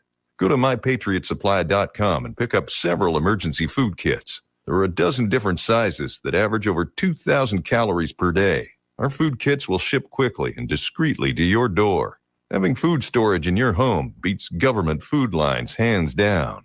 Go to mypatriotsupply.com today and prepare for what's coming. mypatriotsupply.com. Life is stressful. Dinner shouldn't be. That motto is why Register Sausage has been doing business in the Florida Panhandle and Lower Alabama for over 75 years. A proud sponsor of Seminole Headlines, Register Sausage always provides the best Southern smoked sausage to over 140 grocery stores and restaurants throughout the Southeast. Headliners have discovered the Register's difference. You can too. To find a store that carries Registers near you or to buy directly, head to registermeats.com. That's registermeats.com. Register Sausage. Yay, sausage! Seminole Headlines returns now. Head to YouTube and search for Warchant TV today to catch the show live or on demand. Now, here's Jeff Cameron, Ira Schofel, and Corey Clark. Rolling on, headliner questions. There are a lot of them. Zach writes, Jeff, can you get Jimbo on the OTF train? Oh, man, come on, guys. What would we do with an $86 million buyout? Try to get fired? Yeah. Man, no, I guess he's. What would you do with $86 million? No, I know. Yeah, but I'm saying I would try to get fired if I had an $86 million buyout. But then what would you do with the money? Anything I wanted. I mean, you'd wish for 3 more wishes. I get it. You're one of those people. No, you just can't answer the question. We've all played the lottery game. I don't think he means literally. I think it was rhetorical. I think he's pointing out. Yeah, I mean, I get it. How much in mutual funds? How much in real estate? I'm not going to answer that question. It's boring. When you've already got 2 ranches, I mean, would you pay off the ranches? Do you think the ranches are already paid off? One of them should be by now. He's made enough to pay off. I don't know how big that ranch is, but I would think I'd invite Marty Smith over every Sunday so that we could ride horses together. Yeah, you and him and Marty Smith. Yeah, that's it. That's what I'd say. I'd invite Marty over every Sunday, and we would just ride around and talk about how I fooled them all. Bob writes, what up, ballers? I really like JT. He seems honest, hardworking, plays hard. So it's tough for me to say, but do you think there was some magic/luck in his throws earlier in the season that isn't happening now? No, I think they're playing better competition now. And you listen, they schemed up. This is a credit to Mike Norvell and staff. They really schemed it up well against LSU early in the season, but it was LSU early in the season. And so I think they caught LSU at the right time. I think Jordan Travis, you can win with Jordan Travis. I think he can be a good ACC quarterback. I don't think he's ever going to be an elite quarterback, because he misses too many throws, and I think some of the decisions you can question, but he's so much better than he was, and he's not the reason they're losing games. But on that topic, think of how much better he is compared to a year ago. Correct. And think if there's still that much more ceiling to go. And the reason I say that is because somebody was asking me this the other day, like how much money in NIL should come up for Florida State to make sure that he doesn't decide to leave? Because it's an interesting question, because it would be a hotly debated subject matter between the 3 of us behind closed doors. Well, and some people I get that some people think that Jordan is what he is, but people thought that a year ago too. Guess what? He might get even much better than he is now. And damn, that would be a big deal. Well, and if you don't have anybody that you think can take the reins and go win 9 to 10 games next year, then you damn well better keep him here. What are the odds you're going to have a quarterback that's better than him next year? Right. You might be able to get someone out of the portal, but there's a lot more misses, it seems like, a quarterback in the portal. I would say that I also, and I lean in your favor here, Ira, I do think Tate Rodemaker can keep getting better too. And he's a very good thrower of the football. If you believe you can protect him, I think he could run this offense differently than Jordan, but he could run it. Yeah, I'm just not convinced he's as consistent as Jordan. I don't think he's nearly as dynamic as Jordan because of what Jordan does with his legs, but I think he's probably, if he continues to develop, that's the argument we're making, I think he'll end up being a better passer than Jordan. It's possible, but he also throws the ball the other team more than Jordan. I'm counting on him getting better. This is what I would look, man, if they finish with 8 or 9 wins and Travis continues to play like this and is one of the, top 3 quarterbacks in the conference, and you can get him back, you get him back. Yes, but at what cost? I don't disagree with that's where the capology comes in. Yes, it's a weird capology. And you really are asking about, what do we pay this guy? Yeah. What's he worth? How much is our budget, first of all? What percentage of that budget do we need to give to him as opposed to incoming recruits and others that we have to retain on the roster? He's the most important one. So you start with him, and then you trickle down after him. Could Guy at Garnet and Gold just give him like a percentage, like cut of the business, and just be part owner? Listen, and also he has to play well in these next 5 games. I mean, we've seen a downtick in his play. So we're not talking about the guy who we saw. Like you said, we all think that had to do with who he was playing. Right. And the fact that he was State and Clemson aren't jokes. And he was a little bit banged up. And at NC State, his receivers dropped 75 passes. Yeah, that didn't help. It was only 6, Ira. It was 6. Get it right. Man, some people are cruel on the chat. I'm glad I don't have to ask a lot of questions on the chat. They're just killing Jimbo today. We got plenty of, it's going on Twitter and Facebook. All right, Malcolm writes, a national radio analyst during the NLCS Saturday mentioned the Phillies' Schwarber while at Indiana facing Florida State in Winston in a super regional. If Winston decided to step away from football and pitch again, do you believe he could advance through the minor leagues and reach the big leagues? That's from Malcolm. That's a good question. And I remember Schwarber, and I remember him hitting a home run here, and I remember thinking that ball went an awful long way. Yeah, but he didn't hit that off Winston. He hit that off. But he's not saying that. Okay. Hit it off Winston. That was a disappointing series. But man, he hasn't pitched in 10 years.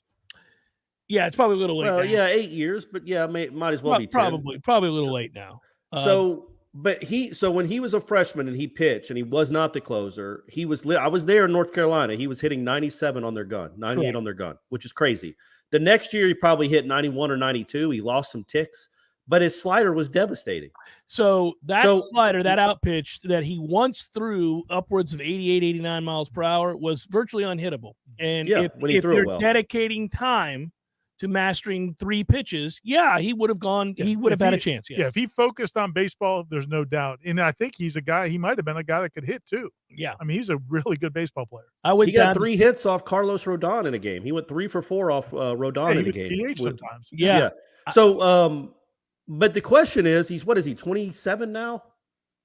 If he just shut it down football and said, I'm going to spend the next 18 months working on my craft as a pitcher, as long as the velocity is still there, since he's went away, I wonder what that would have done to his body. And as long as the velocity is still there, I mean, you see this all the time. There are stories of guys that take breaks. Tyler Matzik did it. If the velocity is still there, then he's blessed with some unbelievable natural gifts, much like Brady Clark. We'll see if either one of them get to the major leagues. Very similar. Yeah, and I went down to Tampa when the Noles faced the Yankees for that exhibition game, and all the Yankees players came over to talk to Jameis. It was pretty cool to watch. But the point of that story is that he was hitting with a wooden bat during BP, and he went oppo twice. So he's the guy that had switch hitter too. Yeah, he was a switch hitter. It's crazy. A lot of ability. Gator Kirk, which happens first? Baseball returns to Omaha, or FSU is in a New Year's Six bowl? By the way, real quick, Jameis' little brother, I think, is maybe like a freshman in high school now. Oh, let's go! And come on, Jameis. And he's going to A&M, guys. No, he's not. Jimbo won't be there by the time he has to go to A&M. Maybe you could go to West Virginia with him. Might be a good That's place. where it ends. It might work out well. Take me home. I see you. Country road. Which happens first? Baseball returns to Omaha, or FSU is in a New Year's Six bowl game. Man, you know what, man? If they just don't blow that stupid game in Raleigh, they would be on pace for a New Year's Six bowl game this year. New Year's Six. I think New Year's Six. I think especially when they paid Jordan 1.5 to come back next year. I'm not giving him a penny over 1.2. Ooh, there you go. We were negotiating. All right, well then I'll go be I'll tell you how much I'm going to give him. I'll go be a 6th-round pick. Games. Marion writes, next time you guys get Ryan Fitzgerald, tell him that Corey will do an hour number 2 if he doesn't miss any more kicks under 55 yards the rest of the year. Ooh, under 55. That's how how about under 35? Yeah. I'll do. Yeah, no, I'm not doing that. Again, we can't pervert hour number 2 like we're trying to do. I'm going to do it with Georgia Tech and Miami wins because I know I owe it to the people. But after that, it's got to be about real accomplishments. Well, you already screwed them. Can we trust you to do the next hour number 2? It's in my head. It's locked and loaded in my head. If they beat Georgia Tech and Miami, I will know coming in that I'm going to do. And it's going to be awesome because people will get to see me do it. It's not just hearing these dulcet tones. You'll get to see me in all my glory do it.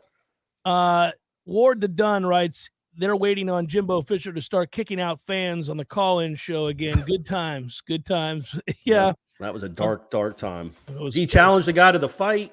Well, that was coming off the field. That was a good one. Come on down here and say it. And then the guy asked Jimbo about loyalty, and he got escorted out by someone. I mean, who has the right to escort somebody out of a public place? But he got escorted. And then when out. they asked him later, he said, "Well, they wouldn't let me answer the question. I wanted to answer answer the question. Yeah, that was good. Greg writes, over under Jimbo coaches 13 more games at Texas A&M, and then hashtag DOS. Man, if I would I'd say over. Yeah, I don't know. I mean, I might say under. If I had to pick one, I might say under. Look, here's the thing. What's good? He just had to suspend like 3 or 4 freshmen now. Well, and he's losing some guys in the transfer portal too. This is a broken record, guys. We've seen this before. Doesn't look like it's coming out of the tailspin. So I don't know, man. And I think could you imagine this offseason for him?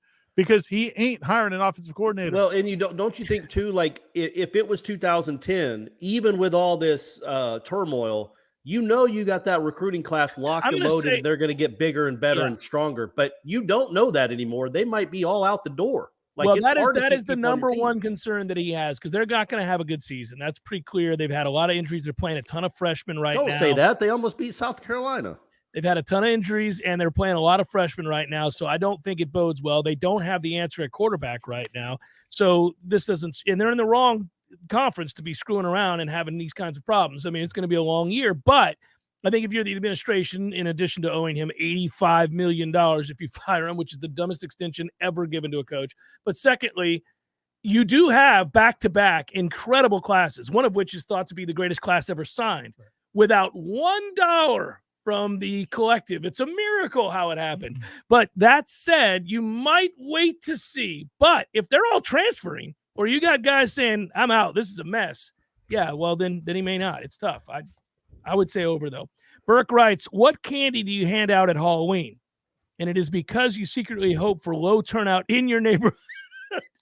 Smart. Candy corn. What's one that nobody likes? Three Musketeers. Yeah. Candy corn is terrible. I've never eaten a Three Musketeers bar. I don't know that I've ever. Pretty What's good. wrong with you? They're not are bad. they? What are they? What, are they like Snickers? No, it's like no. I don't even know. It's got it's caramel, some sort of creaming chocolate filling that it's not. We're not real sure what's in any candy, frankly, but it's never usually there's like there's a Pepsi and a Coke. There's a Mountain Dew and a Mellow Yellow. I thought in the candy game there's like a Snickers and a Milky Way, or They're Snickers completely and different animals. Three Musketeers. Oh, okay, all right. Now, some people think Three Musketeers are musty. They don't like them. They're like, Three Musketeers is more like a Sprite if Snickers is a Coke. I will tell you, I'm more of a Milky Way guy than a Three Musketeers guy. Milky Way's got caramel. Milky Way's delicious.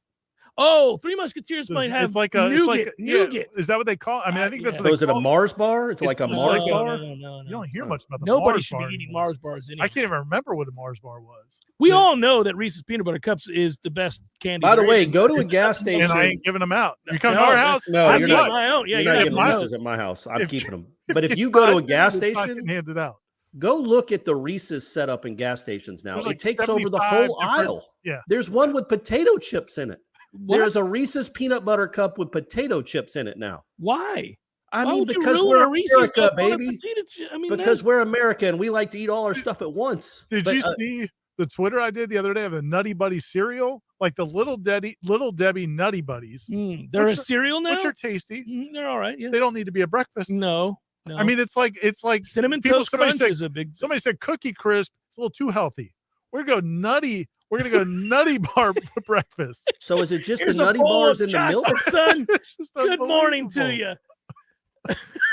Squin writes, next 5 games are important. Coach Mike Norvell is currently 12-16. If this team plays to potential and wins them all, he finishes his 3rd year on a great trend with a winning record overall at FSU. And there's not really a question there. That's just an observation. But I suppose Fair point. I think he's asking, do we think that he's going to? I don't think he's going to win all 5, but there's a chance. I think he'll go 4-1. But throw the bowl in there. Is he there you go. Is he going to be at least 500 in his coaching career when this season is over? If you count the bowl. So if he goes 4-1 and then wins a bowl game, he will be at 500. Is that right? Is that yep. That'd be 5-1 to close it out.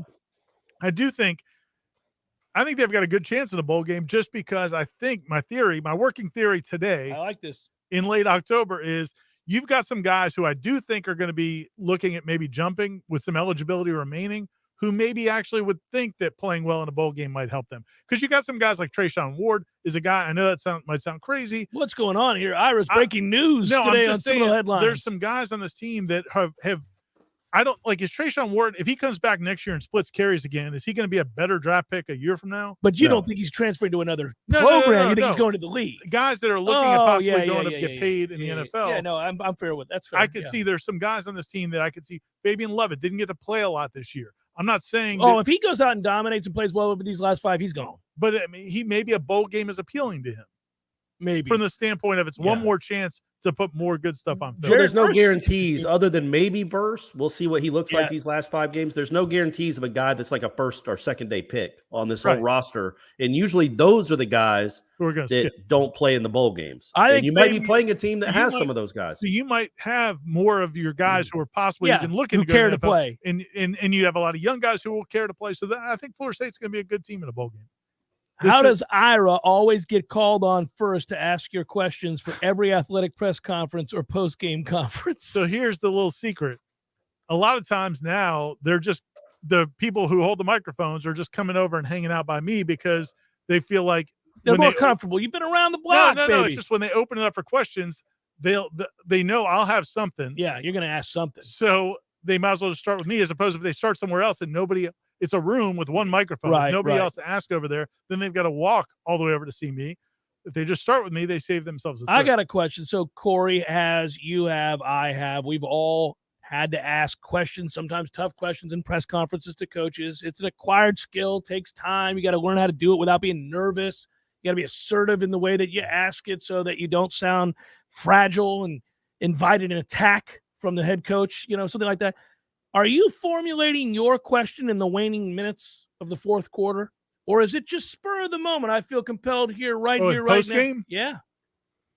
Let's get a little peek behind the curtain from Ira. But Ira also didn't mention the fact that he asked 70% of all the questions in the press conference. So that's why they hang out too. And I'm not Ira's got to be that. careful, Corey, because soon he's going to be the kid in the class. We could have got out early, but Ira's out here steady raising his hands. Trust me, Jesus, man. When you're transcribing all the quotes, you would like Ira to shut the F up occasionally so we can be done transcribing. But I like that he does it because he asks good questions. And sometimes other people aren't asking questions, and we got to get some content out. There's 2 separate issues. Post-game press conference, you don't get to ask enough questions because everybody's got questions in post-game and they only have 10 minutes or so. And so you might get 1-2 questions in. Yeah. Those Monday press conferences are tougher because again, I've been marinating. Everybody's had time. There's a lot of things that have already been written or said. Yeah. Yeah. So for the post-game press conferences, usually, I go down there because some of it is you kind of sometimes they're going to address, like he's going to address in his opening comments what you wanted to ask about. Yeah. Then what do you do when you get caught off guard where he's answered all your questions? Now improv, man. That's where Ira's improv training comes into play. And I'll also say I've been around long enough with Corey that on the way down in the elevator, I usually have to calm him down. He wants to pick a fight. Usually it's we're going down. He's like, I'm going to ask that son of a bitch this. I'm like, Corey, it's not our job. Please tell me again about third down defense. I'm begging you to say it. I want you to say it just to see how I'll react. Come back, wrap it up momentarily. Hang in, Seminole Headlines, 93.3 Real Time. Turn off my wrong mic, Warchant TV in a moment. Your local news now. A school resource deputy at Galway High School arrested a 15-year-old student for bringing a gun to campus Monday. The investigation began after school administrators received information that the student was in possession of the weapon. School staff, with the assistance of the SRD, quickly made contact with the student, and after conducting a search, they found the handgun. The teenager has been transported to the Juvenile Assessment Center and is being charged with possession of a firearm on campus. The 4 to 5 Florida app is available to anonymously report Leon County school-related suspicious activity or call 850-922-KIDS.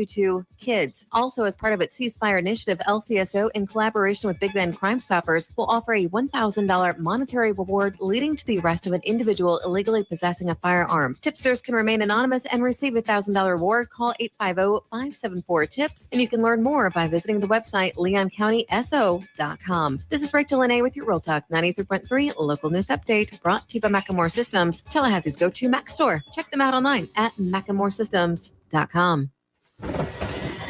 This is meteorologist Paul Trombley with your Real Talk 93.3 weather update. Partly cloudy skies this afternoon with highs around 83. Winds out of the south 8 to 15 miles per hour. Lows around 64 tonight, partly cloudy. Ample sunshine expected tomorrow. Scattered rain showers likely, highs around 81. Bright sunshine expected Thursday with daytime highs approaching 80. 83 Friday. This report is brought to you by The Lawn Johns. For all your landscaping and lawn care needs, visit thelawnjohns.com. Right now, 79. Your body is a masterpiece designed to heal itself from within. Learn how to maximize your health by tuning in to Phenomenal Health with me, Dr. Ryan Finn. Saturdays at 2:30. Experience true health today and call Finn Chiropractic at 386-7700. Your next chance to win $1,000 is coming up at 3 p.m. Don't miss your chance to shake the 93.3 money tree and see what pulls out. Planted by the law offices of Basic Brooks. Come back stronger with Basic Brooks. Life is stressful. Dinner shouldn't be. That motto is why Register Sausage has been doing business in the Florida Panhandle and Lower Alabama for over 75 years. A proud sponsor of Seminole Headlines, Register Sausage always provides the best Southern smoked sausage to over 140 grocery stores and restaurants throughout the Southeast. Headliners have discovered the Register's difference. You can too. To find a store that carries Registers near you or to buy directly, head to registermeats.com. That's registermeats.com. Register Sausage. Yay, sausage! Hey, Greg Tish here along with Matty Rowe. And you can listen to us Monday through Friday, 6 a.m. to 9 a.m. on Real Talk 93.3. Matt, we give away a couple things each week. Just a few. We got the Florida Farm Bureau Insurance Wheel of Food. We have Give Me a Second, where we play a second of a song and you guess that song. And we also play FLA or Nay. We have a lot of fun Monday through Friday, 6 a.m. to 9 a.m. on The Greg Tish Show. Think that's enough? We could talk about our feelings. There's a lot. The Greg Tish Show, Monday through Friday, 6 to 9 a.m. only on Real Talk 93.3. Seminole Headlines returns now. Head to YouTube and search for Warchant TV today to catch the show live or on demand. Now, here's Jeff Cameron, Ira Schofel, and Corey Clark. Heads up, everybody. You know sports and you pick winners all the time, so why not get paid for them at MyBookie? MyBookie has the biggest online selection of odds and contests for all your sports betting needs, anytime, anywhere. On the NFL, NBA, or aim for a low-risk, high-reward jackpot with all the new MyBookie Money Bag bets. Money Bag is one-of-a-kind opportunity to spin for crazy odds on props and futures. Place your bet, spin the wheel, get ready to score epic odds on the best teams, athletes, and events. Sign up free today. Use promo code WARCHANT and claim a deposit match of any amount up to $1,000. That's promo code WARCHANT to claim your bonus. And if you deposit between now and Halloween, you'll also grab 31 free spins in the MyBookie Casino. Bet anything, anytime, anywhere with MyBookie. This reminds me of New Orleans. We need to go back and start gambling, guys. Corey's already talking about hitting a track down in South Florida. There you go. Yeah, man. I've not got to do that with you before. I'd love to go down and maybe hit Hialeah and get after it and have some fun. Yeah, I wonder who's running. I'm not sure if my guess is probably Calder right now, but I don't know if they're running live down there. I mean, the horse racing industry is it's taking a hit. The only reason anybody has horse racing operations still running is because they can have casinos at them in most places. Right. Chris writes, what are you guys' thoughts on Deuce Spann? Has he regressed or just not a role for him right now? Seems like he was used early in the season, but not much lately. I love listening. Go Noles. Thanks, Chris. I think what we found out was he was playing more because Darian Williamson wasn't healthy. So then Darian Williamson got healthy, and then we didn't see Deuce, and then Darian Williamson has not been available. So now I think we're going to see Deuce a little bit more again, but Johnny's gotten most of those reps. Yeah, but Deuce has been on the field a good bit. They just don't throw him the ball. Like I would guess he's getting 25 reps a game. They just, in the LSU game, it seemed like they had a package and a plan to get him the ball, and then that's just waned into nothing. So I don't know. Rob writes, I'm sure the coaching staff is evaluating red zone strategy during the bye week. What adjustments do you think that they're going to make? I'd say they won't be as cute in the red zone. I think they've proved to themselves they can run the ball a little bit more effectively against good fronts than they thought they could. I would say Jordan Travis's legs. That's fair. Yeah, both good answers. I think that'll be coming. I don't know if it's so much this week. And Eric Angel says Gulfstream is operating right now, Corey. I think haven't we been to Gulfstream? Gulfstream's awesome. It's like a big, huge mall area, like an outdoor mall. It's great. Yeah, nowadays it used to be rough. Before the game, before the casino money came in, Gulfstream was a little on the seedier side. Gil, I like the seedy ones. I want to go to only the seedy. Yeah, let's go. Seedy everywhere. Gil writes, so if Atkins were to leave, I guess we can go ahead and start the Walt Bell welcome back party, everybody. Corey, where do you and I know Jeff puts a little bit of merit to the Charlotte thing. I'm not putting a whole lot of merit in it. Where do you stand on should Alex Atkins even be interested in the Charlotte job? No. Why would you entertain it? Like the Especially, guy that the first guy that got it, he was fired after 2 years. This guy had a nice run for a stretch, and now he's fired. It's not like this is Tulsa basketball where you get a job there and it pretends to do a great job. This is, I think that's at least from those two guys, since they started up their program again, it's where coaches go to not be head coaches anymore. I also think that offensive line he's recruited and is developing is going to put him in a really good position a year or two from now, because I think they're going to have a great offensive line within the next 2 years. And this offense, again, I think Mike Norvell's got it in place now. We'll see what he does with quarterbacks after Jordan's done. But yeah, I mean, I think he's going to be in a position where he's going to be in much more demand than he can pick a situation better than Charlotte, I believe. Loyal Noel writes, having a recruit flip to UF seems to have clear NIL implications written all over it. Can you talk about the importance of people supporting Rising Spear, as well as other things athletics have going on, annual fund, coaches club, New Balance Society? FSU needs the support. Well, FSU does need the support. I think all universities would say that's true, and Florida State alumni, fans, boosters of any kind should be supporting the university or wherever they think their funds could be best used. But I would say this, I don't think the flip of the offensive lineman of which you speak had as much to do with NIL. I think it had a couple of other things in play here. And if you'd like, our own Michael Langston wrote about that on warchant.com, where there are some areas that perhaps they weren't so surprised that young man was taking it on down the road, and maybe they weren't heartbroken either. But yeah, man, to the overall point though, for sure, man, like, the administration has made a big commitment in this past year or two in terms of coaching staff. They expanded the coaching staff. They put more money into resources. You got this football facility, which we still think they're going to be breaking ground on at the end of the season. Yep. They're putting a lot more money into the athletic program, but the NIL part is a legit thing too. So they need people to support the boosters, but they also need people to support the NIL. So yeah, it's definitely a good point. Okay, we're in the last minute and a half here. A couple of them. Trey writes, I feel we must keep Norvell and Atkins. Not counting those two, which coach would you franchise tag, and which one would you put on the trading block? Oh, I don't know about the trading block. Well, I think the people we're not franchising are, candidates to be traded. So we don't have to name anybody specifically, but who would you franchise? I might go with David Johnson. I like him a lot. The running backs coach and also obviously recruiting coordinator. Odell is Odell. I don't know that based on what we've seen the last few weeks, and we're prisoners of the moment. I don't know if there's anybody else on the defensive staff that I'm rushing not out franchising anybody. These guys can take it on down the road in free agency right about now. These next 5 games will decide whether or not you earn that franchise tag. Yeah, this is the prove it time for them. They got to go make some money for themselves. Yes. Actually, that's all we have time for. That's it. Oh. The music's about to play, and I'm going to get yelled at. By the way, Three Musketeers, it's not nougat. It's a silky, creamy. What is that? I thought that was nougat. Now, nougat, I think, might be like a crunchier thing. What's the most underrated candy bar? Zero Bar, baby. Bring it on. Bring on the hate. What? Bring on the hate. Sucks. Bring on the hate. Zero Bars. I'm going to turn his mic off. I'm going to turn off his mic. Stop. I don't want to turn off your mic. Oh, it's so good, Corey. Have you had a Zero Bar? It's awful. No, of course I haven't. It'll change. I like whatchamacallits. I haven't had one in a while, but I used to love them as kids. I like them too. If you had a Zero Bar, you'd turn into the old Corey. You wouldn't be able to stop, Corey. I got to tell you, I shoveling Zero Bars. I do. This isn't a candy bar at all, but I do really like Starburst. They're delicious. Okay. They're delicious. They're good. Anyhow. All right. For Irish Chaffel and Corey Clark, I'm Jeff Cameron. Thanks so much for listening, everybody. Be well. Talk to you next time. Take care.